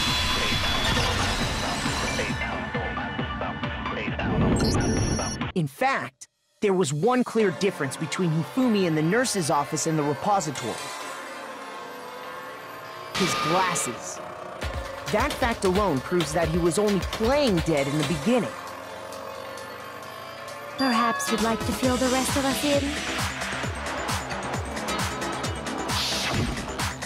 When we found Hifumi in the nurse's office, his glasses were covered with blood. But when we found him again later in the repository, they were spotless. And I found the item he used to wipe them clean in the nurse's office trash can. Yeah, dude. 'Cause I'm the best. I got it! It was a glasses cleaning Yeah, I already failed cloth one, but get featuring fucked, I'm a the best. certain cartoon mascot. One look at the bloodstain on the cloth should make things clear. This piece of cloth was used to wipe Hifumi's glasses clean. And the mascot on the cloth is the same one that's on the digital camera, right? And whose digital camera was it? Hifumi's, of course. The character was Princess Piggles from Demon Angel Pretty Pudgy Princess, I think. I highly doubt anyone but Hifumi would have brought something like this to school. Yeah, because he's a fucking I nerd. see your point. And the only people here who wear glasses are... I wouldn't be caught dead using a tacky piece of garbage like that. A few tissues is all I need to keep my glasses clean. Then there's no question. It belonged to Hifumi. So what you're saying is... What exactly? What I'm Damn, saying that's a hero. is, the blood on his glasses was wiped away using his own glasses cleaning cloth. Even if that is true, it does not mean he wiped the blood off himself. But who would benefit from a clean pair of glasses other than the glasses owner? That's a good point. Yeah, it is. And it must have been him, right? So let's assume that Hifumi was still alive in the nurse's office. He pretends to be dead. Then when he's alone, he wipes his glasses clean so he can see. Then he stands up and walks out on his own 2 feet. And with that, the impossible task of moving his copious corpse becomes possible, wouldn't you say? I love how much this case is just shitting on Hifumi. If he was just pretending to be dead. What was with all that blood? Was it paint or something? Nope, there's a fridge full of blood. The fridge in the nurse's office contains packs of blood for emergencies. He probably used one of those. He figured if he was gonna play dead, he should go all out, so he just dumped it everywhere! But he got crazy with it and had to wipe his glasses off when he was done! God, what an idiot! And if Hifumi was still alive at that point, the disappearance of Taka's body is easily explained. It should be perfectly obvious who must have moved Taka's corpse. Yup. Well, who's talking about these was? Hifumi. It could only have been Hifumi. While we were all gathered in the nurse's office, he went to the equipment room and took Taka's body. That also explains how the door to the repository got locked. The door was locked? Well, after the bodies disappeared, we all went looking for them, right? So me and Sakura headed for the repository. But when we got there, the door was locked. And the repository door can only be locked from the inside. Which means when Hina and Sakura got to the repository, someone was already inside. And it could only have been Hifumi, who just finished stashing Taka's body there. I gotta give it to these fucking writers. They're able to Convinced craft us such all he was insane dead. fucking murder And when he cases saw and make his them make chance, some amount of he sense dragged when we're Taka's done. body to the repository. So, Hifumi wasn't just another victim in this case. He was one of the assailants. But that means he took part in the murders. I just can't believe Okay. If you're having trouble, would you like me to show you one more piece of evidence? There's more? Oh, absolutely. The single biggest fact pointing to his involvement has yet to be revealed. You know what I'm talking about, right, Makoto? The item he took off of Taka's lifeless body? Yeah. It's the letter.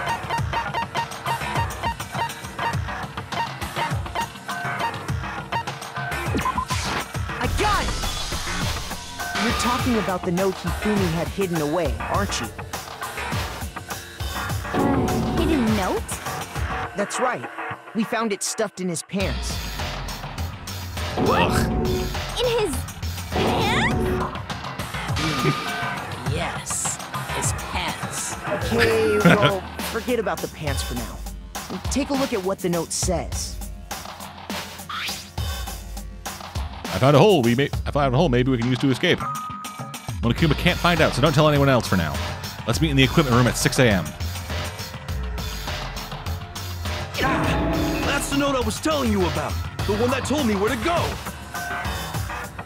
Not quite. Huh? Wait, this one's a little different. In my note it said, Monokuma can't find out, so don't tell anyone else for now. Let's meet in the rec room at 1 a.m. I see. Then this note isn't the same one Hiro got. It's not the same? In other words, the killer got in touch with another person besides Hiro. Taka. Or And Kiyomando that at the time. person could only have been... Hifumi's pants. That's right! Taka! The killer used this note to draw out Taka and murder him.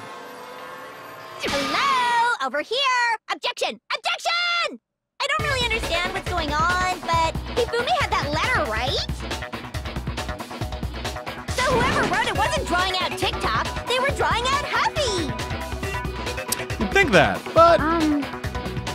Just to be clear, TikTok is Taka and Huffy is Hifumi, right? Ugh! Yes! Why must you ruin it every time?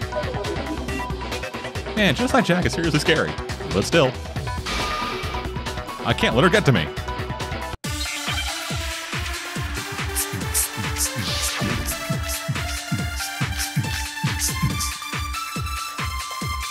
Oh, dip. Huffy had the note, right? Then the person it was intended for must have been Happy! But remember what the note said. What time did it say to me? 6 a.m., I believe. The time doesn't matter! The note has nothing to do with TikTok! No! Oh, but it does, bitch.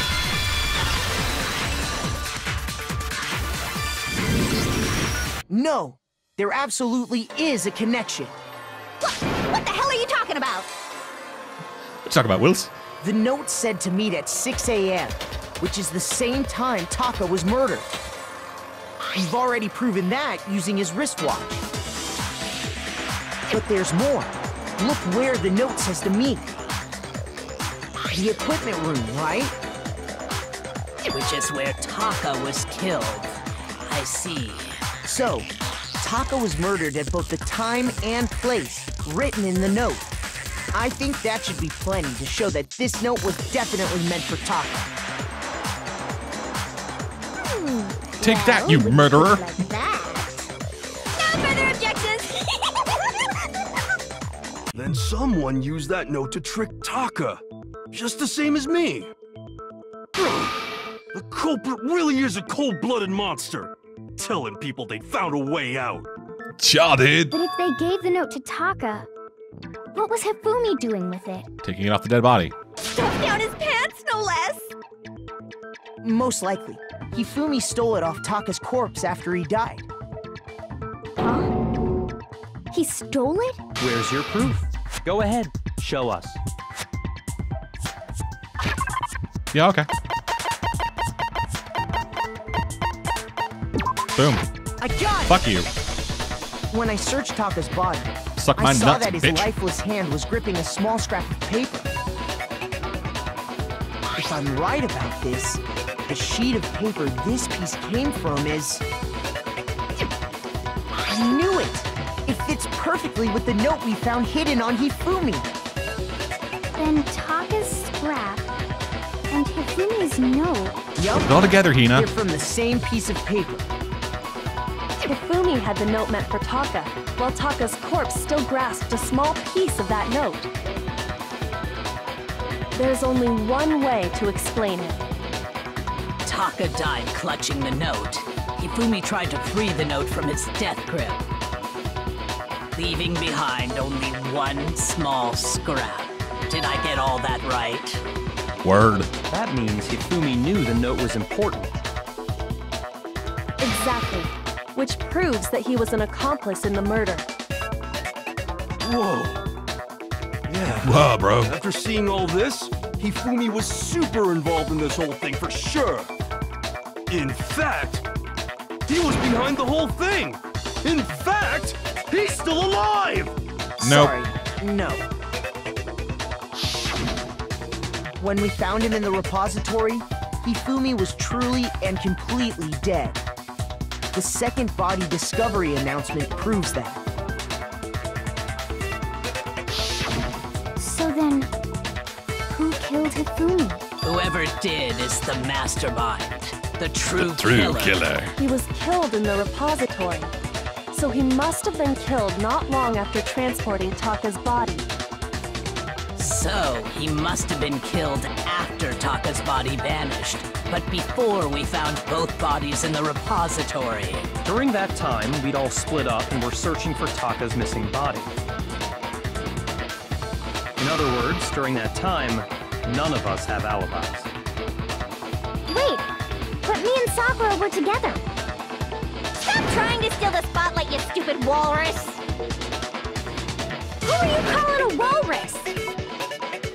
Anyway, when they were killed bothers me too. But there's something that's been bothering me even more.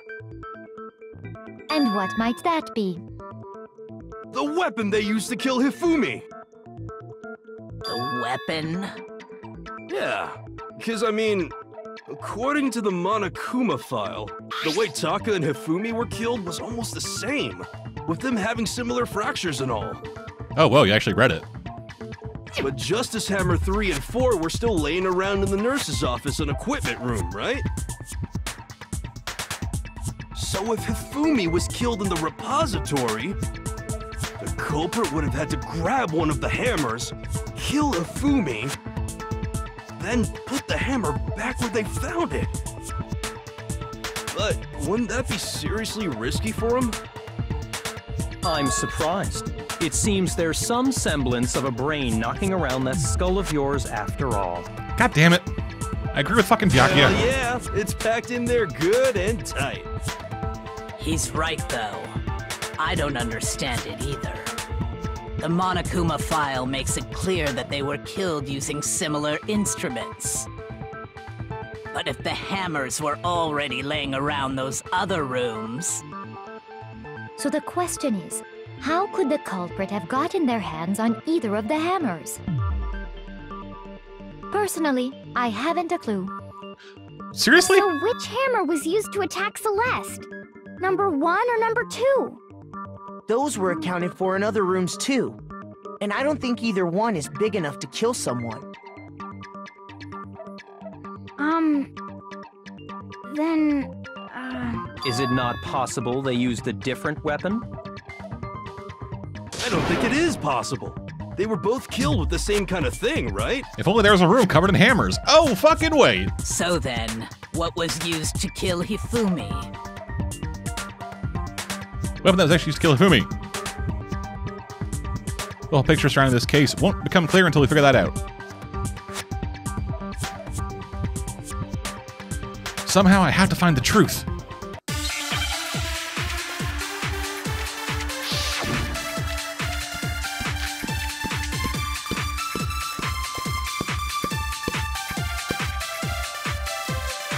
What was used to kill Hifumi? Damn it. Shoot! Yeah, I jumped the gun too much, man. What was used to kill Hifumi? Was it Justice Hammer 3? Maybe Justice Hammer 4? Well, whatever it was, there's one thing we have to figure out. How was the culprit able to move around so freely with the weapon? How did nobody witness them carrying it? Sounds like a Justice Hammer 5 is about to make its appearance! Shoot! What was used to... Was it just maybe Justice? Well, there's one. How was the culprit? How did nobody... Sounds like a Justice Hammer 5 is about to make its appearance! Check out murdergear.com/hammertime for more info! Well, one thing seems pretty clear. The murder weapon had to be one of the Justice Hammers! No, that's wrong! God, fuck, it took me long enough. I am terrible at this, and I am sorry. The murder weapon wasn't a Justice Hammer at all. No, it was something completely different. It was a hammer. But, seriously? A different weapon? Specifically, a hammer from the repository. The killer could have Hifumi wasn't easily killed with used a that to hammer. kill He was Hifumi. killed with a hammer.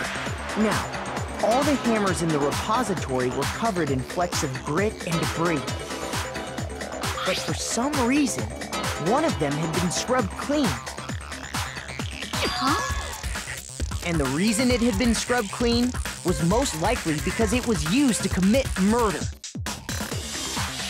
If the hammer got covered in Hifumi's blood, of course they'd have to clean it off. I'd also like to point out that the repository has all kinds of hammers. Big ones, small ones, and even some flat mallet-like ones. I think whoever made the Justice Hammers used those as a basis for their design. If that's true, that would explain the Monokuma file's note about the wounds being similar. So Hifumi moved Taka's body to the repository, where someone then used a hammer to kill him.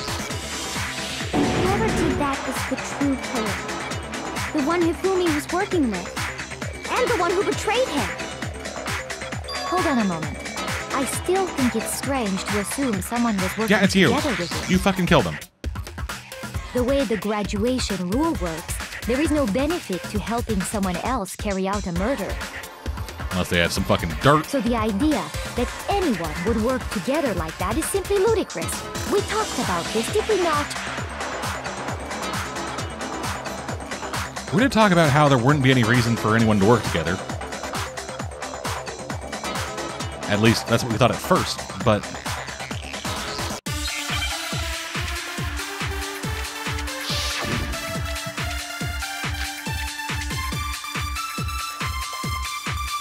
Yeah, I gotta fucking steal some dude's fucking thing. Based on the rules that have been laid out for us, even if more than one person is complicit in the murder, only the one who actually carried out the act can graduate and survive. Assuming the rule holds true, it is simply impossible that two people work together on this. That is how the rule was explained to us. But that only really applies if there's one murder, right? In this case, however, there were two murders. So there was no chance we'd work together on this?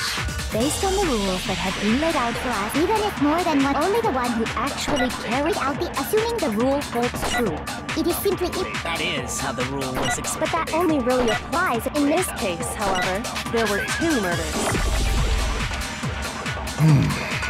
Based on the rules that have, even if more than one, only the one who actually carried out the act, assuming the rule holds true. No, that's wrong! Get my fucking heart pumping. Since there were two murders, it's at least plausible that more than one person was involved. Also, whenever it like drops out to switch to the fucking realization music or whatever, just the sudden hard cut Then yes, the idea is of really an accomplice fucking disconcerting isn't really to me. worth considering. Naturally, if only one person can be saved per murder, an accomplice has no risk versus reward benefit. Risk versus reward benefit? The payoff for working together. The reward that balances out the risk of taking part in a scheme. There's no point in being someone's accomplice if there's no benefit to you. That's why you gotta strangers on a train this shit. Both of you kill However, the other person. If there were some potential mutual reward for the risk, then cooperation becomes possible. You're saying that two people could act as each other's accomplices to commit two separate murders. I think that's what the true killer told Hifumi. They would each have an accomplice for their crime.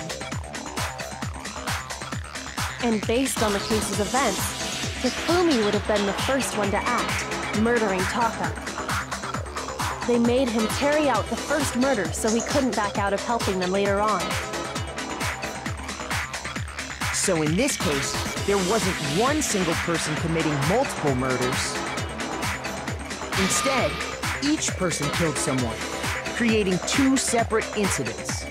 And it only looked like one person because that's how the true killer designed it to look. A single suspicious individual, a similar weapon used in each crime, disappearing bodies. By creating one seamless set of circumstances, they made it look like one person was behind it all. The mastermind picked their target and managed to convince him to go along with their plan. And then, to avoid the no accomplices rule, they simply killed their accomplice. Which, if true, means that betraying Hifumi was part of the plan from the very beginning. That's just awful! How could anyone be so cruel? You think so? I can't help but admire its cunning. Still, their choice of accomplice seems odd. The effort made to convince us the two murders were the same. That was the main characteristic this time. Kyoko must have noticed that fact from the very beginning. Which is why she said not to look at this as a series of connected events, but entirely separate incidents. Kyoko really is amazing. Although, when you think about it, she's almost too amazing. Like, it's almost unnatural how good she is at this. Like, she can see the script or something. I understand how an accomplice could be involved. But then, who was the one pulling Hifumi's strings? That's problem numero uno right now! The true killer manipulated Hifumi to carry out a number of actions, and in the end, murdered him. In the debates up till now, the way this case has unfolded, when you consider all that, there's really only one person who seems to fit.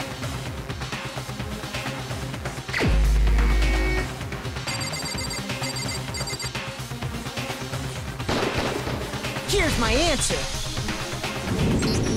It was Celeste. Ah, so I'm the suspicious individual now, am I? I really do hate this kind of joke. A joke? I wonder. So what you are saying, then, is that I specifically chose to work together with Hifumi. The idea that I would choose to spend any amount of time interacting with him, that I would go within 10 feet of that shit-fucked brains, that lazy, worthless goddamn idiot! Yeah. Pardonnez-moi. Just to be clear, there is evidence to support it. Word. Is that so? It is. Throughout the investigation, there was certain behavior that was common only to the two of you. Considering what we've learned so far, it only further proves that the two of you were working together.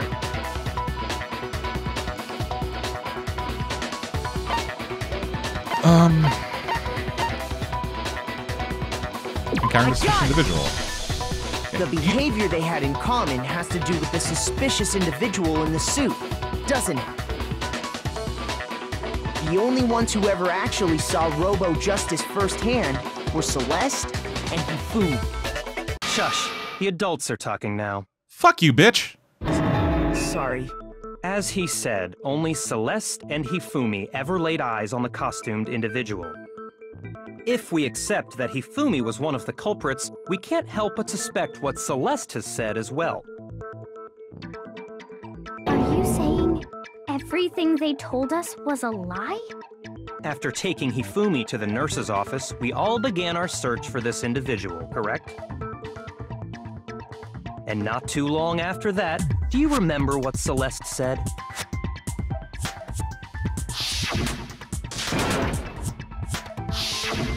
We headed to the second floor specifically because of what she claimed to have seen.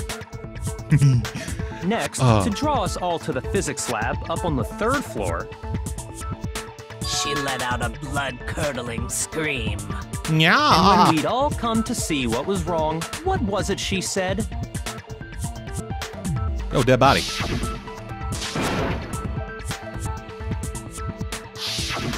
Once she'd done her job of getting us all up to the physics lab, it was time for her partner to get to work.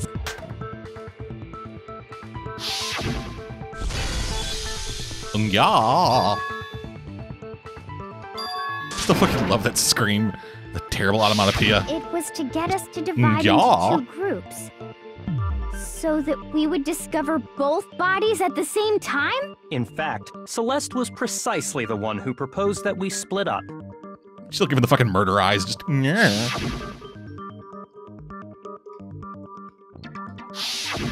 Well, if Celeste and Hifumi were working together, all those chance events suddenly become connected. And on top of that, that piercing cry of yours early on.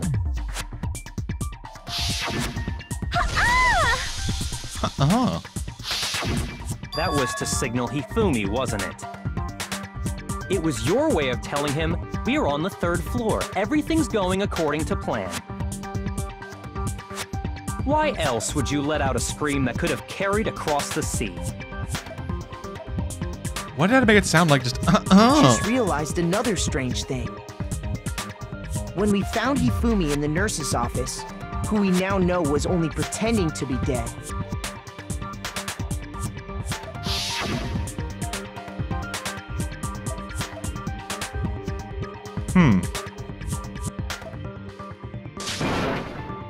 would be murdered. Celeste, you were the first one to say he'd been murdered. You wanted to make sure we wouldn't have any doubt in our minds.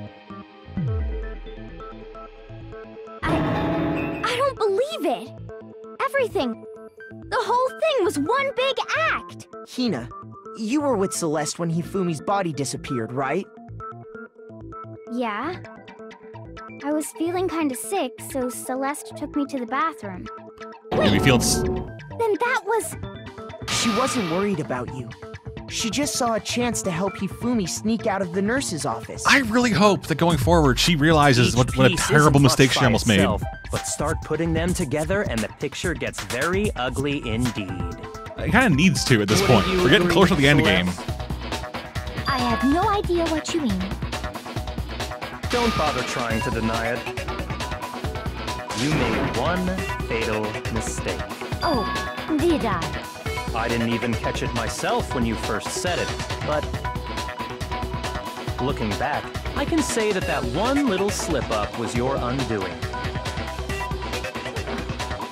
What are you talking about? I'm talking about what you said after Hifumi's body disappeared and we returned to the nurse's office. Oh?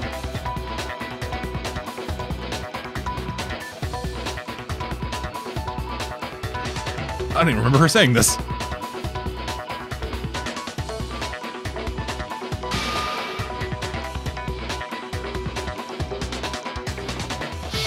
I remember her saying that too, but I don't understand what's so strange about it. Then pay attention. Sakura, Toko, and I were first to discover Taka's body in the equipment room. Then Makoto showed up and told us Hifumi had been killed, so Sakura and I left with Makoto. Once we were in the hall, we ran into Celeste, and the 4 of us headed to the nurse's office. Now, the entire time we were together, none of us said anything about Taka being dead. Think about it. Celeste's comment doesn't make sense. It was completely out of place. Yeah, I see what you're talking about. Although I don't really get what it means. God damn it. Hero, You hear fucker. that, Celeste? Everyone's having some trouble understanding. Could you repeat what you said? If you're really not the culprit, you shouldn't have any problem repeating it, right?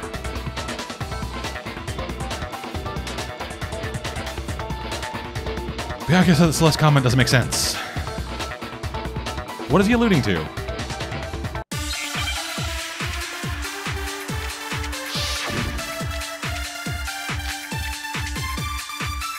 Nope, I gotta steal somebody's fucking thing. All I said was, they must really be enjoying the sight of us standing around. Right? They must be positive. We are all going to die here. We are going to die, just like those guys died. And that is all I said. And that's all it takes to finish this. It's obvious. What was so strange about Celeste's comment? Damn it. Shoot! All I said was, they must really be enjoying the sight of us standing around. Right? They must be positive. We are all going to die here. We are going to die, just like those guys died. And that is all I... And that's all it takes. What was so strange about Celeste's comment?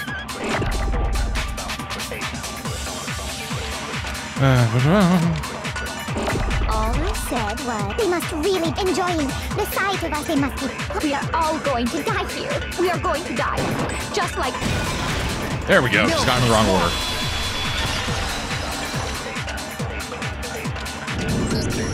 That's right. There's no reason Celeste should have said, just like those guys died. When she said that, none of us had told her Taka was dead. Exactly. And we didn't run into her until after we were all out in the hall. So there was never any chance for her to have seen his body in the equipment room for herself. So how did you know, Celeste? How did did it. you know more than one person had been killed? And how did you know they were both guys? Because Kyoko had also disappeared, right? So she could have been dead too. You all have such vivid imaginations. You know that? Imaginations? You claim that I was lying when I told you about the suspicious person I saw. Then what about the picture I took? How do you explain this picture of the costumed villain dragging Hifumi away? It has to be some kind of setup, right? Yeah, it does. So let's put the suit on, and then she used the Well, the camera doesn't have a timer. She brought you there, knocked you the fuck out, put you in the suit. Have you so quickly forgotten? You are the only one who could have possibly fit into that suit. Plus, I happen to know that this particular camera does not have a timer. In other words, it is an unassailable fact that this is a picture of Hifumi being dragged away. Nah, it ain't. If everything I told you was a lie, how can this picture exist? Because Simple. Are we sure that's really a picture of the suspect dragging Hifumi away? What could you possibly mean by that? Surely there are other explanations than the one you've offered up. No, there is no other explanation. Yeah, there is. Other explanations? If it wasn't a picture of the suspect dragging Hifumi away, the only other possibility is Hifumi is dragging the suspect away. It's not a picture of the suspect dragging Hifumi away. I would say it's a picture of Hifumi dragging the suspect away. Damn Skippy. That's certainly within the realm of possibility. The one being dragged off in that picture isn't Hifumi, but the person in the robot suit. We've simply been led to believe that it's the other way around. And the strange costume might only exist to lead us astray even farther. If you saw someone wearing something like that in this situation, of course course you'd notice and be suspicious. That's what happened! You put me to sleep and made me out to be the bad guy in all this!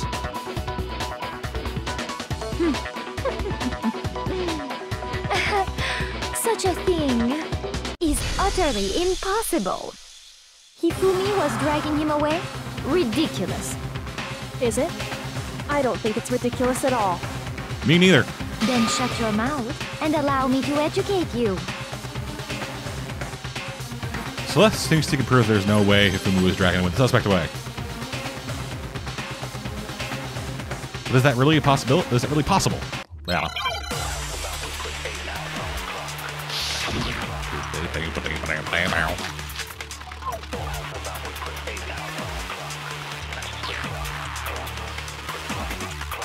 You dressed me up in that suit after I passed out. Then you just draped me across Hifumi and had him carry my weight. You tried to make me look like the bad guy. Like I said, ridiculous. As you can see in the picture, the suspect is standing perfectly upright. If the person inside the suit was unconscious, there's no way they could stand up straight like that. Then the fortune-telling idiot is the culprit after all! No way! Okay, so the Robo Justice costume. You dressed me up in that suit after I passed it. Then you just draped me across it. You tried to make me look like the bad. Like I said, as you can see in the picture, the suspect, if the person inside the suit, there's no way they could stand up. No, that's wrong. That suit's rigid as fuck. No. Even if the person inside the suit were unconscious, they could still stand up like that. Because that Robo Justice suit had a certain characteristic. Bitch, don't bend.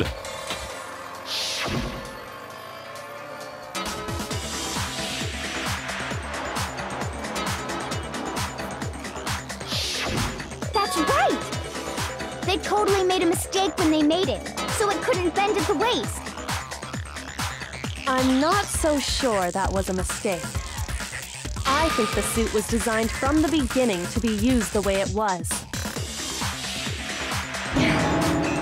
Celeste and Hifumi took the suit they'd specially designed and stuffed Hiro into it. That's how they were able to fake that whole thing. The point of it all was to make us believe whoever was in the suit was to blame. Well then, I suppose this is checkmate. Checkmate?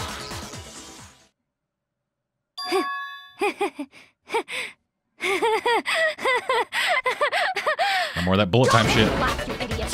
What do you mean, checkmate? Celeste? Clearly, you want to cram me into your little guilty box. Well, there's one little problem. Have you already forgotten what Hifumi told us as he lay dying?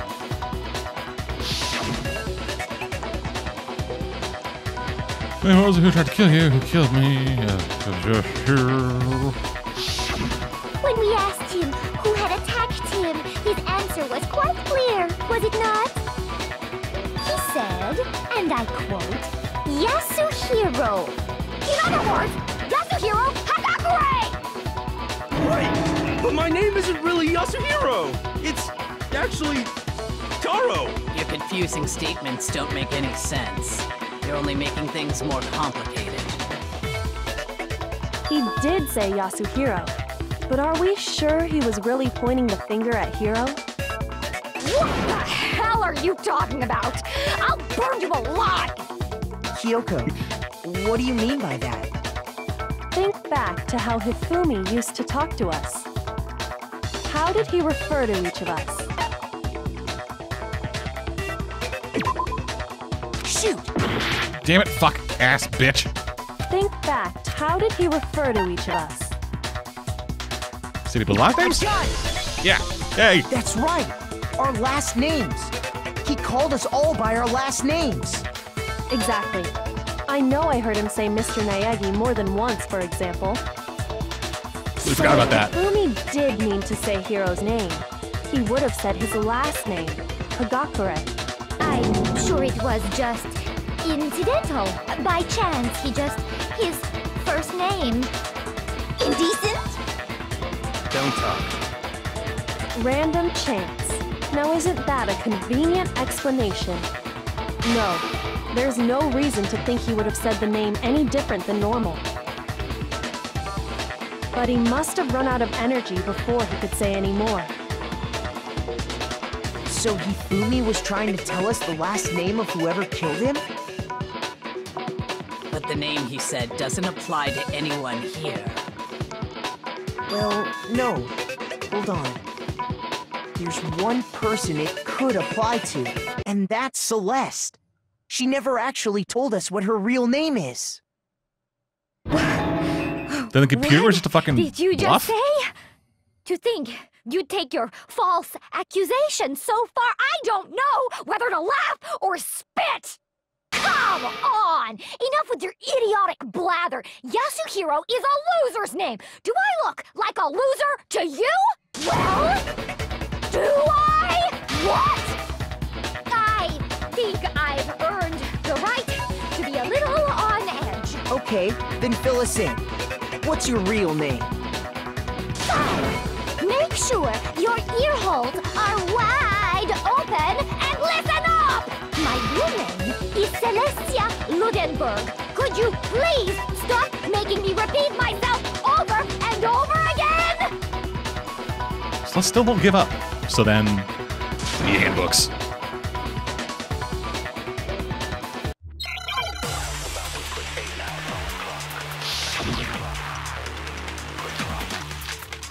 The handbook.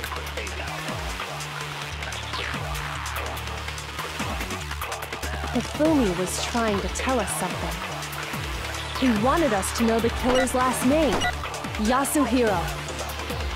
If there's one person here who might have that last name, It would have to be you, Celeste. You haven't told anyone what your real name is. how many times do I have to tell you? My name is Celestia Ludenberg! God damn it! How long do you plan to go on pretending? I'm not pretending. It's the truth. And since you have no way to contradict me, Yeah, No, bitch. that's wrong. Did you fucking forget? The handbook's got your real fucking name in it. That's it. The handbook. what? Anytime you turn your handbook on, it shows the owner's name when it boots up, right? Monokuma told us all about it before. How guys blah blah blah. Listen, we started off clear name. Blah blah blah. So all we have to do is check our handbook, and that'll clear up everything. That's how we can find out Celeste's real name. Bitch. That's an invasion of privacy. I refuse to cooperate. Celeste, can you please just tell us what really happened? Please, just tell us.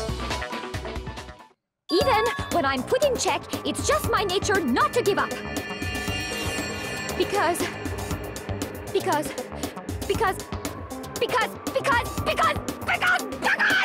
until the game's over, you never know what might happen. Fine then, let me settle it. Let me go over the case again, from the beginning, and shed light on all your crimes. Aye. And that'll bring everything to an end. All righty then.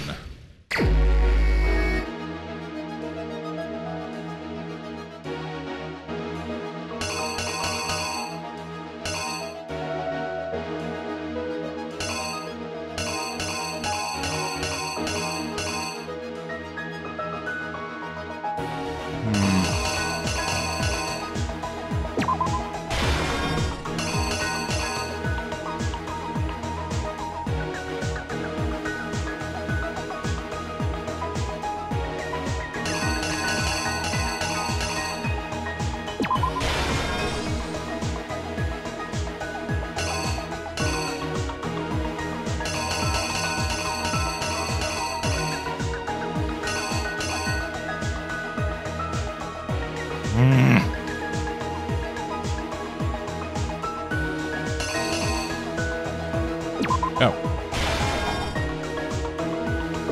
Oh, wait. You go there. You go there.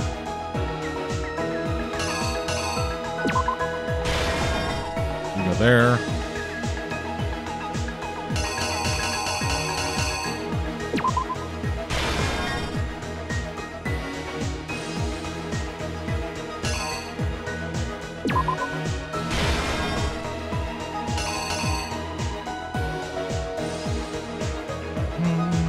Down, just hammer 4.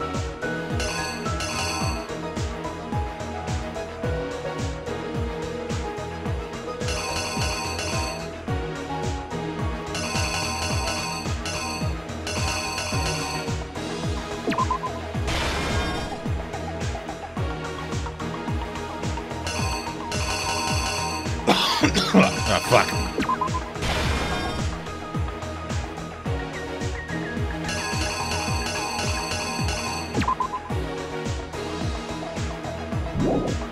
Oh wait, yeah, that's there.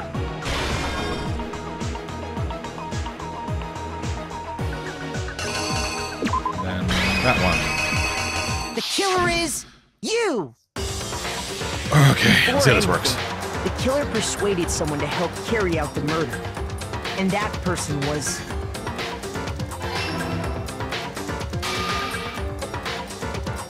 Hifumi. With an accomplice, the killer was able to execute a number of otherwise impossible schemes. What room is that?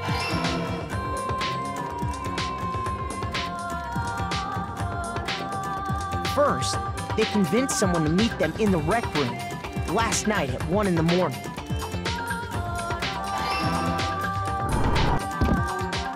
That someone they met with was Hiro. The murderous duo intended to pass Hiro off as the prime suspect. So when they met up with him, they drugged him, knocked him out, and stuffed him into the Robo-Justice suit.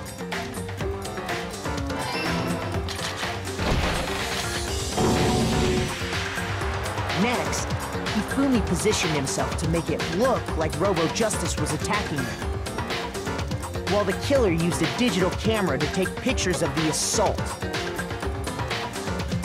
They did all this just to create evidence that would put the suspicion on Hiro. When they were done with him, they shoved him, still unconscious, into the pool room locker.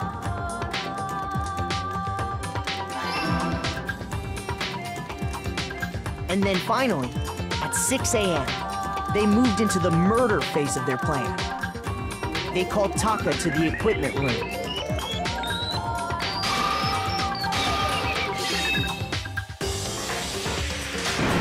Hifumi's looking real fucking freaky in these. And that's I where mean, he already looked Hifumi fucking killed freaky as hell, but like, making it the scene more of the so. first murder. The murder weapon was Justice Hammer 4, which was left there in the equipment room. The reason hammer number 4 was used was to create confusion about the order of the crimes. So, next they falsified 2 more assault incidents. For these attacks, the killers pretended to be the victims to solidify Robo-Justice as the suspect. The first fake incident was the attack in the rec room. There, the killers wanted us to see Justice Hammer 1 and the Robo-Justice pictures they'd taken. They wanted to make sure we bought the surprise attack story. This one was a bit iffy because like they intentionally left a part out. Library. This time, they planted Yeah, like- Justice Hammer 2 and an injured Hifumi. Like there was no Justice Hammer 1 to place in this fucking With timeline. these 2 incidents, the killers were able to create a certain preconception in our minds that the suspect was increasing the size of the hammers and attacking people in order as they did. The act also hasn't progressed at all. We fell right into their trap and started looking for the suspect based on that. But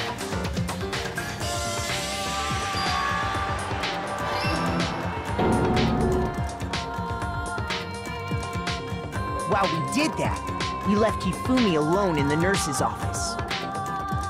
This was exactly what Hifumi was hoping for.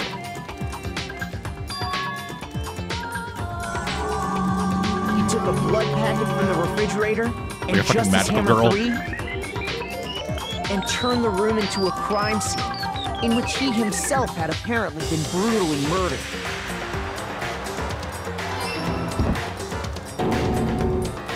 He let out a scream to draw us back, and when we returned, that's what we found. Meanwhile, the other group that had been out searching found Taka's body at the same time. Well, that art's not great. The body discovery announcement, especially around the eyes. The naturally fucking two of them, Byakuya and Sakura, just eyes fucked. We left the nurse's office, and Hifumi once again took advantage of the situation. He simply got up and made his escape. When we learned his body had disappeared, we all rushed back to the nurse's office. And once again, Hifumi had the chance he was waiting for. This time, he snuck into the equipment room.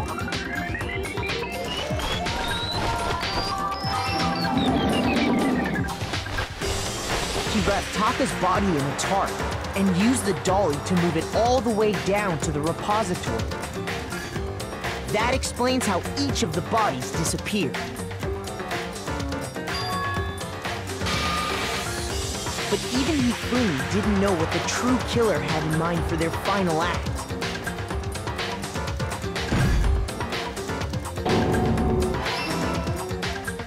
Their plan all along was to kill Hifumi and get rid of the one person who could betray them. And they did it using an ordinary, everyday hammer from the repository. That should cover everything that happened in this case. And the villain behind it all is... Oh, I got it the first try.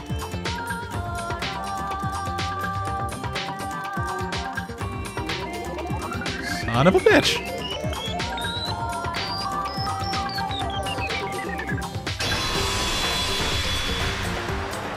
Celeste, sorry, you lose. Didn't think I got it on the first try. Fucking sick, dude. I lost? Get better at this. When was the last time I was forced to utter such words? They hang heavy around my neck. Then you admit it? You're the killer? Listen to you, trying to take charge, as if you're my private instructor. I, Celestia Ludenberg. Actually, no, Taiko Yasuhiro is fine. Taiko? So, you finally accepted it. I'm the kind of person, once I've lost, I don't like things to drag on. Interesting.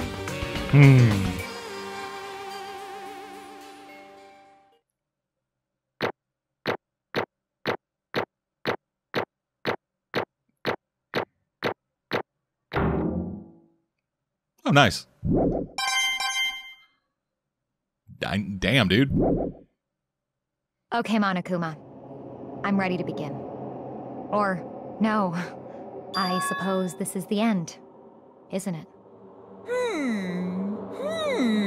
It is indeed the moment we've all been waiting for. Time to vote, okay? Okay. If you would, please locate your lever and cast your vote. And when the votes are tallied, who will become the blackened? Will you make the right choice or the dreadfully wrong one? What's it gonna be? What's it gonna be?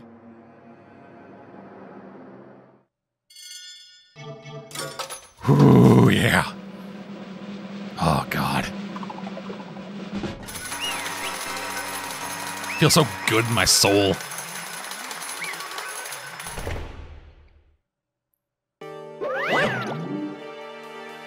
It's basically a formality at this point, but once again, you're totally correct. Black and this time, the true killer who devised the whole stinking scheme was... Celestia Ludenberg, more precisely, Taiko Yasuhiro. Honestly, I lost. Well, that sucks.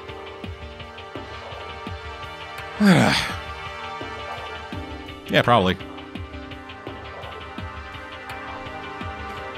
Yeah, he's a fucking dumbass.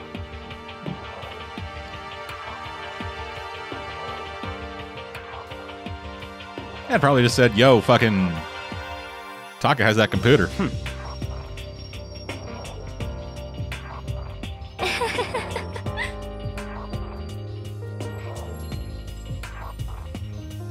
So then. Use, you know.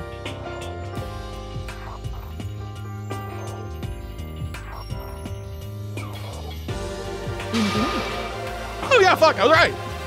Oh, yeah.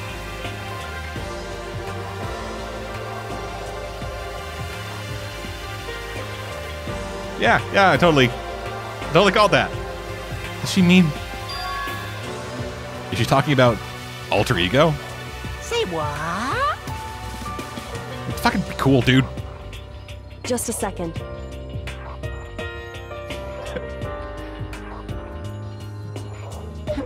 Yeah, fuck you, Ruxpin. In other words. Indeed. I see. I know I'm probably like, this is probably really easy. Because like I play Phoenix Wright games and I'm never this good at them. But I am pretty much 100% certain that this is really easy and I'm just fucking... And this is all just fucking happening. Just I am just fucking actually doing pretty decent at these because it's fucking easy as hell. What? Are you okay with this? So then... And I have perf, would like to say it. As it turned out, I'd found a use for the digital camera. I'd taken you-know-what to Taka's room earlier, and took a picture of it there. I deleted the picture as soon as I'd shown it to Hifumi, of course. Damnation! I'll drat and heck and damn.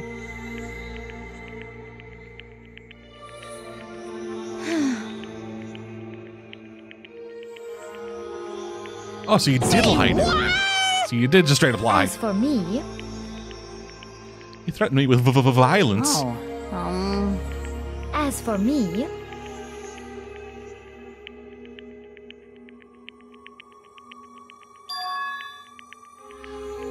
What? What? What the fuck?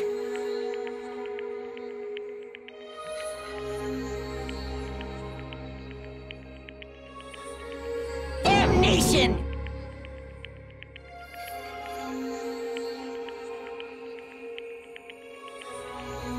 Say what? And we didn't even get that much time with Kiyomondo.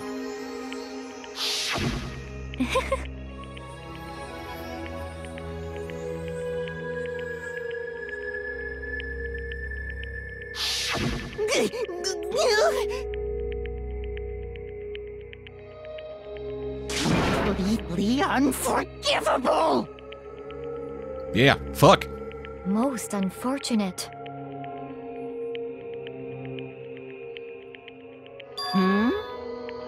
Actually...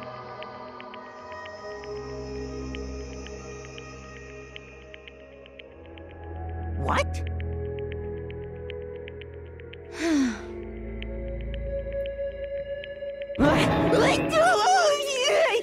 Indeed. This is unforgivable! Completely unforgivable! You are an idiot, dude. Honestly. I think you're like actually kind of retarded. I swear I will save her! Actually... Once you get them murder eyes going, you know that she's fucking ready to go.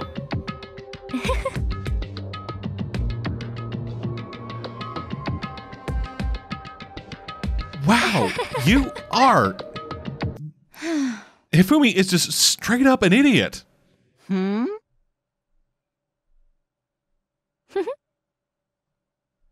Just like, goddamn.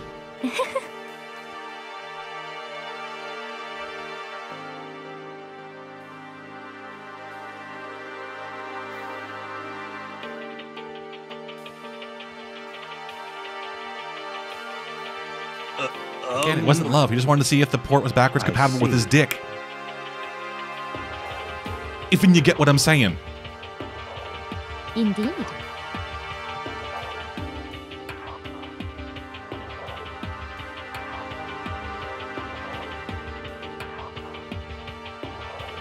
So he made a fucking Tokusatsu fucking mech. Made a goddamn Megazord.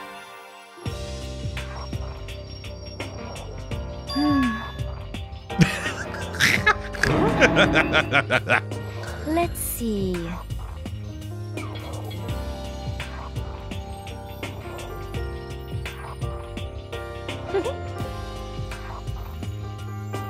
Oh yeah, they hate him. I mean, his whole thing is that he's a fucking psychic.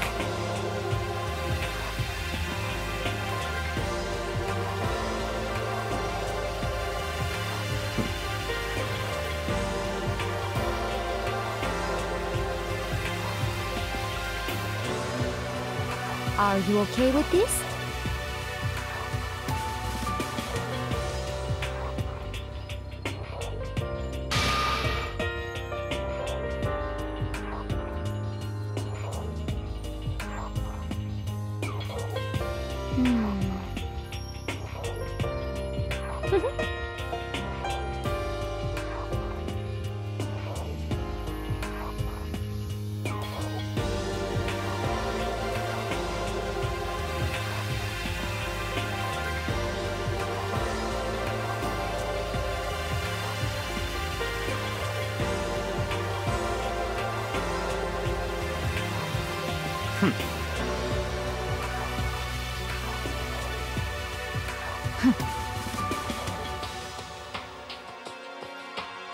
Yeah, he seems the kind of guy who'd be like super into like fucking murder plots.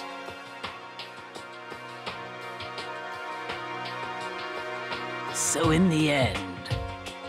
Yeah, of course you fucking did.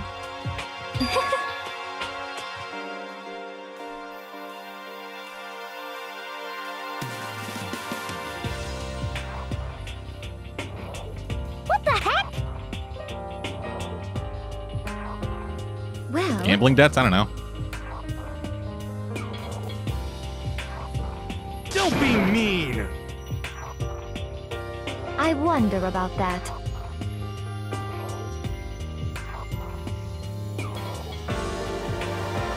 Why? I don't know, boners. What the heck?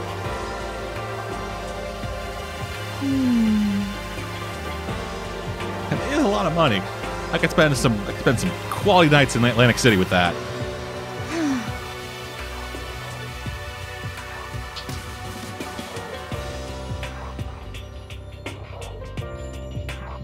But...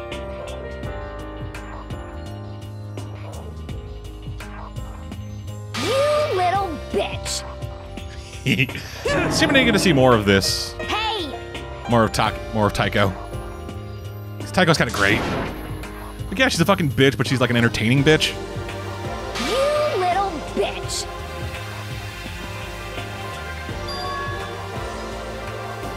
It's us. This is fine. Oh, or not.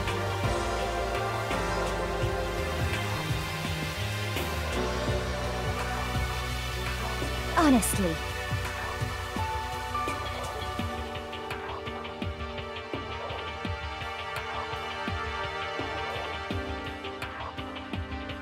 As for me...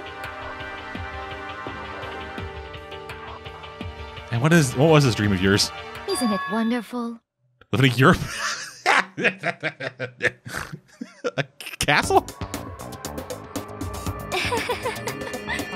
And I got our handsome men from all over the world to serve as my butler/bodyguards. Wow, bitch! I was gonna make them dress up like vampires. That's what my every need. Once I obtained that, I would have created a perfectly aesthetic world of decadence. This is fine. Living the rest of my life there was my only dream. My only goal. Full Caligula.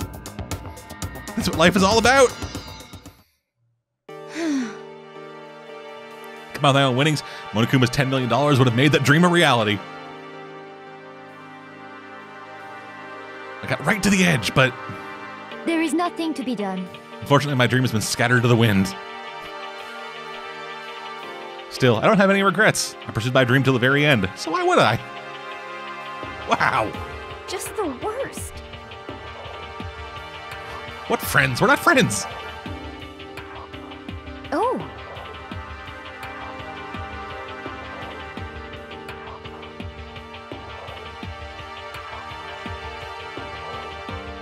So we also Do weren't you understand? friends.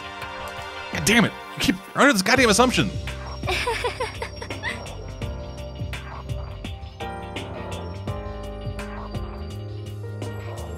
What is this?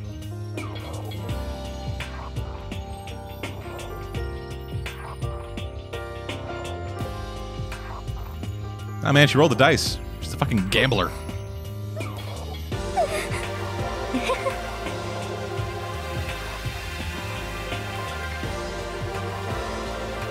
It's poker face, dog.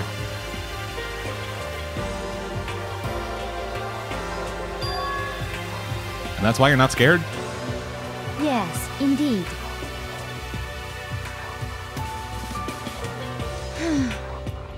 You know, if I could be reincarnated. If I had a choice, then Isn't it wonderful? I think I'd like to come back as Maria. Wow. I don't think that's how. I don't think that's how reincarnation works. I'm pretty sure you can get reincarnated like forward in time. Celeste smiled, then smiled then, and when she did, it looked a lot. It looked to be like a poor effort. She claimed she could fool her own feelings, but that statement itself must have been her final lie. And that weak, fake smile is what betrayed her. Thrills, chills, kills! Yes. Punishment time, bitches. Now then, I've prepared a very special punishment. Let's give it everything we've got. It's punishment time! I guess I'll let Kyoko hold on to this. What? She Will in it a really give you different the hope you're locker. looking for? I can't say I ever saw it that way. Which is why... Actually, it's not important. Well then, take care, everyone. Perhaps we'll meet again. In another life. In the past. 'Cause that's how reincarnation works, right? Yes.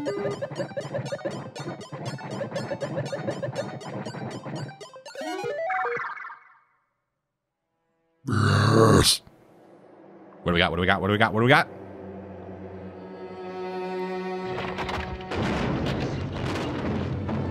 European castle and spit, a stake, the burning of the Versailles Witch. Yeah, so it's just be burnt the fucking stake.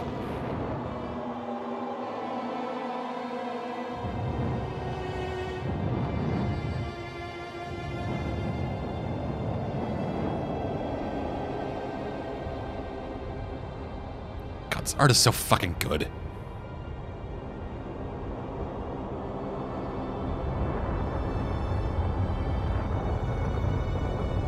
Not even tired to it, just standing there.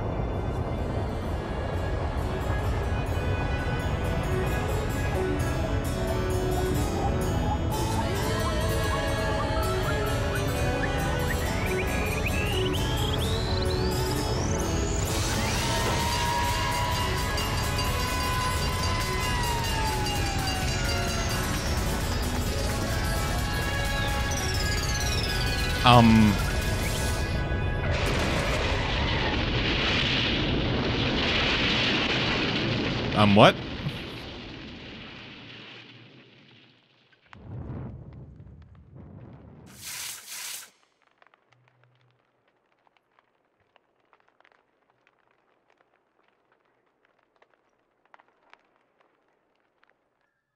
Yeah, sure.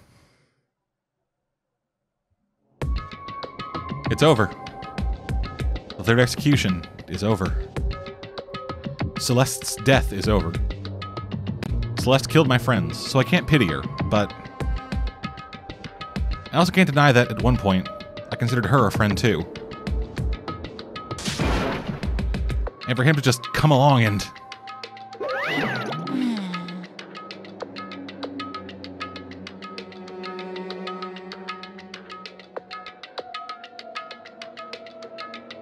Extreme! What are you gonna do?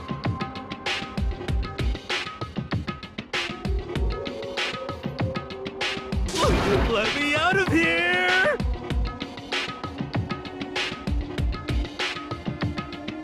Too bad.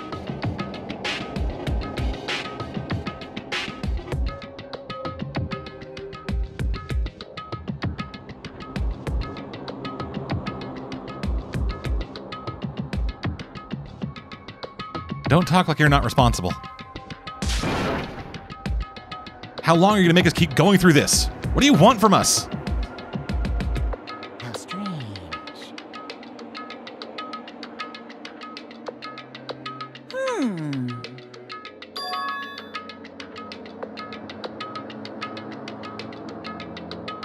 Hey! Hey! Worry about it, bro. Wah-wah? So then... You...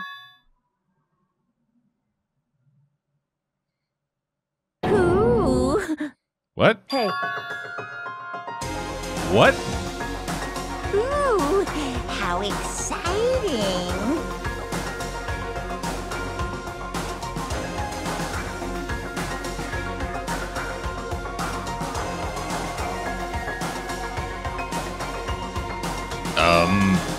What was that just now? Frank did something to Kyoko's body? What does that mean? Hello.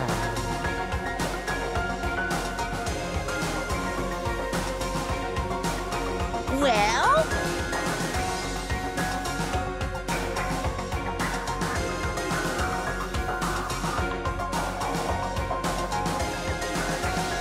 See ya later! Monokuma disappeared, leaving us all depressed and in despair. Although, it wasn't all despair. There was one small hope. Hey, Kyoko. Monokuma mentioned it earlier, but... what was that key that Celeste gave you? so...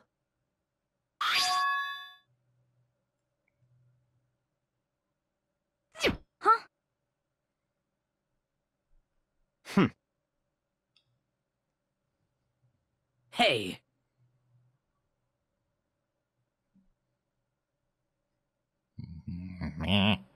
Let's go.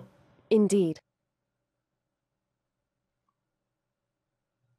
We left the courtroom and rushed to the dressing room.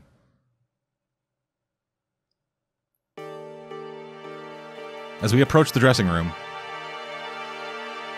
Kyoko looked back at us and said, Hey,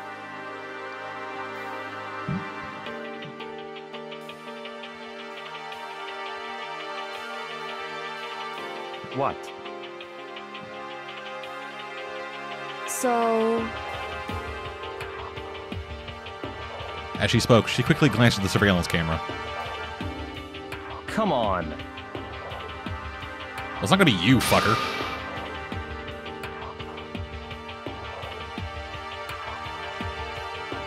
Then I'll go too. What? Please, let me go.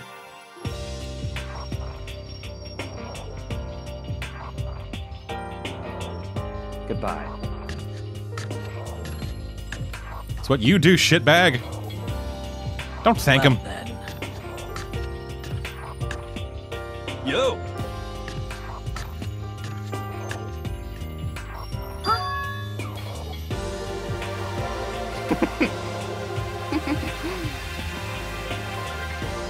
No. Okay. What? I tried to forget what Hina said. Everyone headed to the dining hall, leaving me and Kyoko there alone. Shall we go? Yes, we shall. So then... Kyoko took the key Celeste had given her and unlocked the locker. As the locker swung open, we saw... You really came. Good motto, fair computer! I'd never heard Kyoko sound so relieved. It was like she was speaking from the bottom of her heart.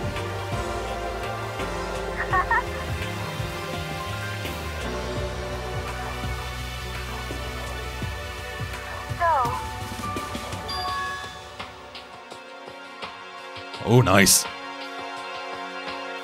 Computer's gonna be gone by tomorrow, isn't it?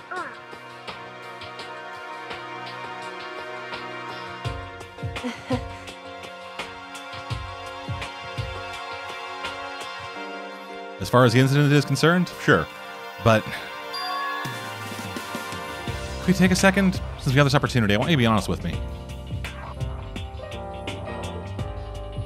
She won't, but... Kyoko, please tell me. What are you trying to do all on your own here at the school? You... However... Bitch! I don't need to know? That just makes me even more worried. What? Like what happened during the investigation this time. You disappeared, and we didn't see you again. Without warning, without explanation. When you do that... Indeed.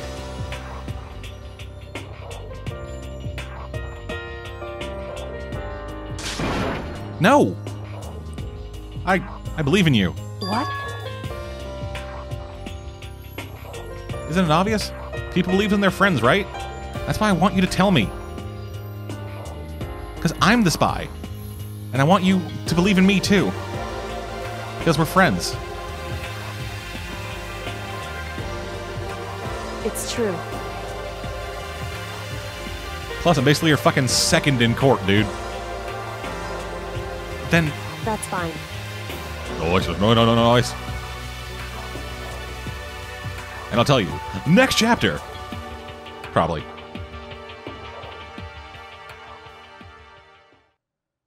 What I heard from Kyoko then was... Well, frankly, it kind of blew my mind.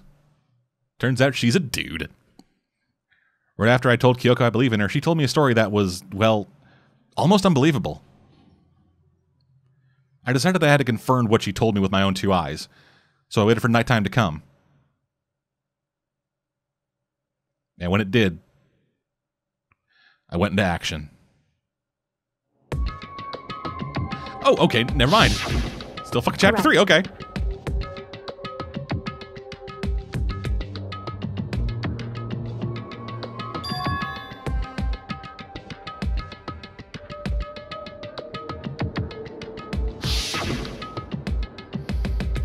She said it was way in the back of the boys' bathroom storage closet, but... Could Kyoko really be right about this?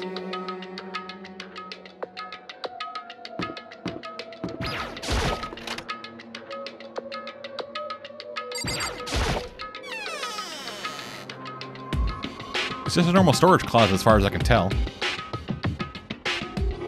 The secret Kyoko told me about. Could it really be hidden here? She said it was way in the back of the storage closet. But I mean, seriously? Without thinking, I placed my hand on the back of the storage closet. And suddenly, as if I were being yanked in...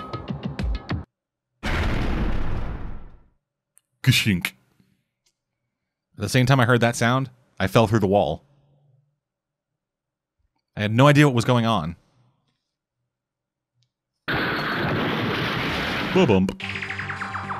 I'd fallen through the back of the storage closet. Huh? Turned out, The back was like a revolving door, and I'd made my way to the other side. Just like Kyoko had said. Correct. That was it. I'm in the back of the closet. There's a secret room. So this is the secret room. What's in here?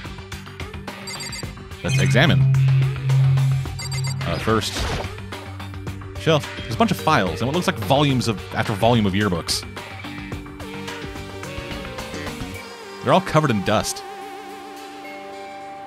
Looking at every one of them, one file at the edge of the bookshelf caught my eye. Hope Peak Academy Student Registry? This is the only thing here not covered in dust.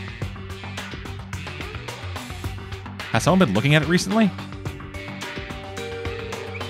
I slipped the file into my hand. Before I had a chance to take a look at it, a slip of paper fell out of the file, and I turned my attention to it. What's this? You must not leave. That's kind of weird. I could understand if it said, I can't leave, but you must not leave? What is this? My head feels funny. This strange sensation. It's like deja vu. Those words, you must not leave.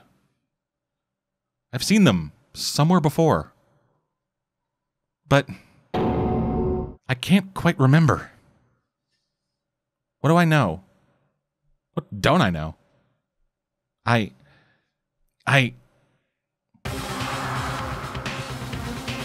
bitch.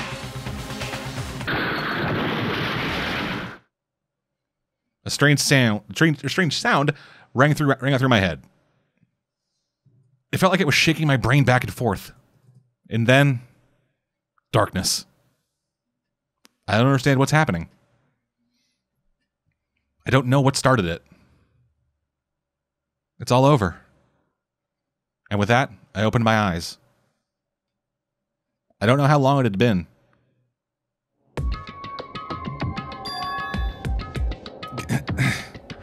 Ow. Apparently something hit me and I lost consciousness.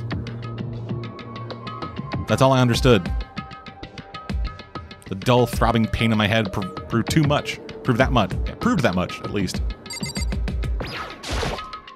Well, shit. An empty bookshelf. Huh? Empty? Gone. It's all gone! The yearbooks, the student registry, and even the note that had fallen on the floor. It's all gone?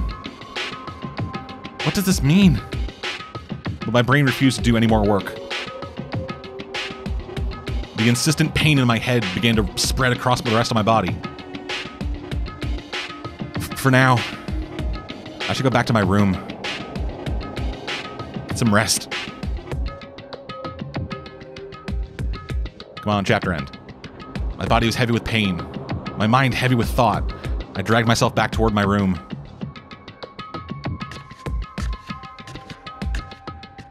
Somehow I made it back to the first floor of the school.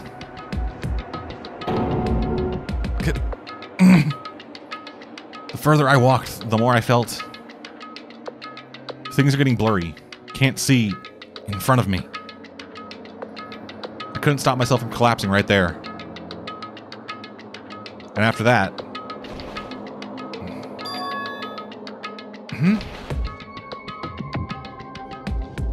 As if from a vast distance, I heard a sound. It was faint, but undeniable. That sound. It's coming from the gym? As I desperately hauled my shaky frame toward the gym, the sound got stronger and stronger.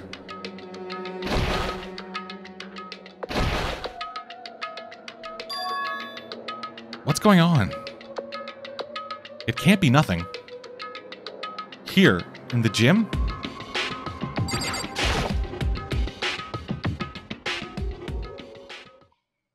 I didn't make a sound as I opened the door to the gym. The sounds coming from inside, meanwhile, only intensified that much more.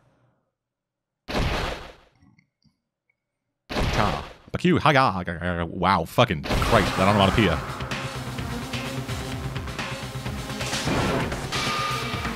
Oh, fuck.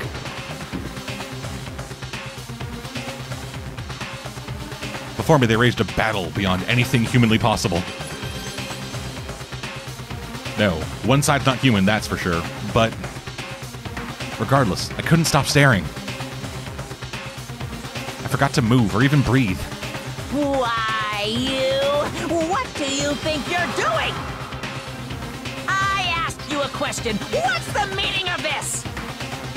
How dare you defy me? This wasn't part of the deal! The deal? I've made a decision. I will no longer retreat, no longer compromise, no longer regret. I've made my decision. I'm going to resist you.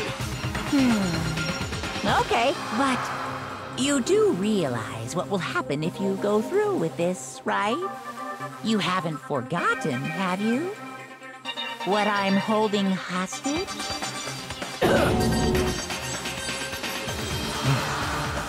What am I looking at? What am I hearing? A hostage? Then, could it be? Frank's spy is...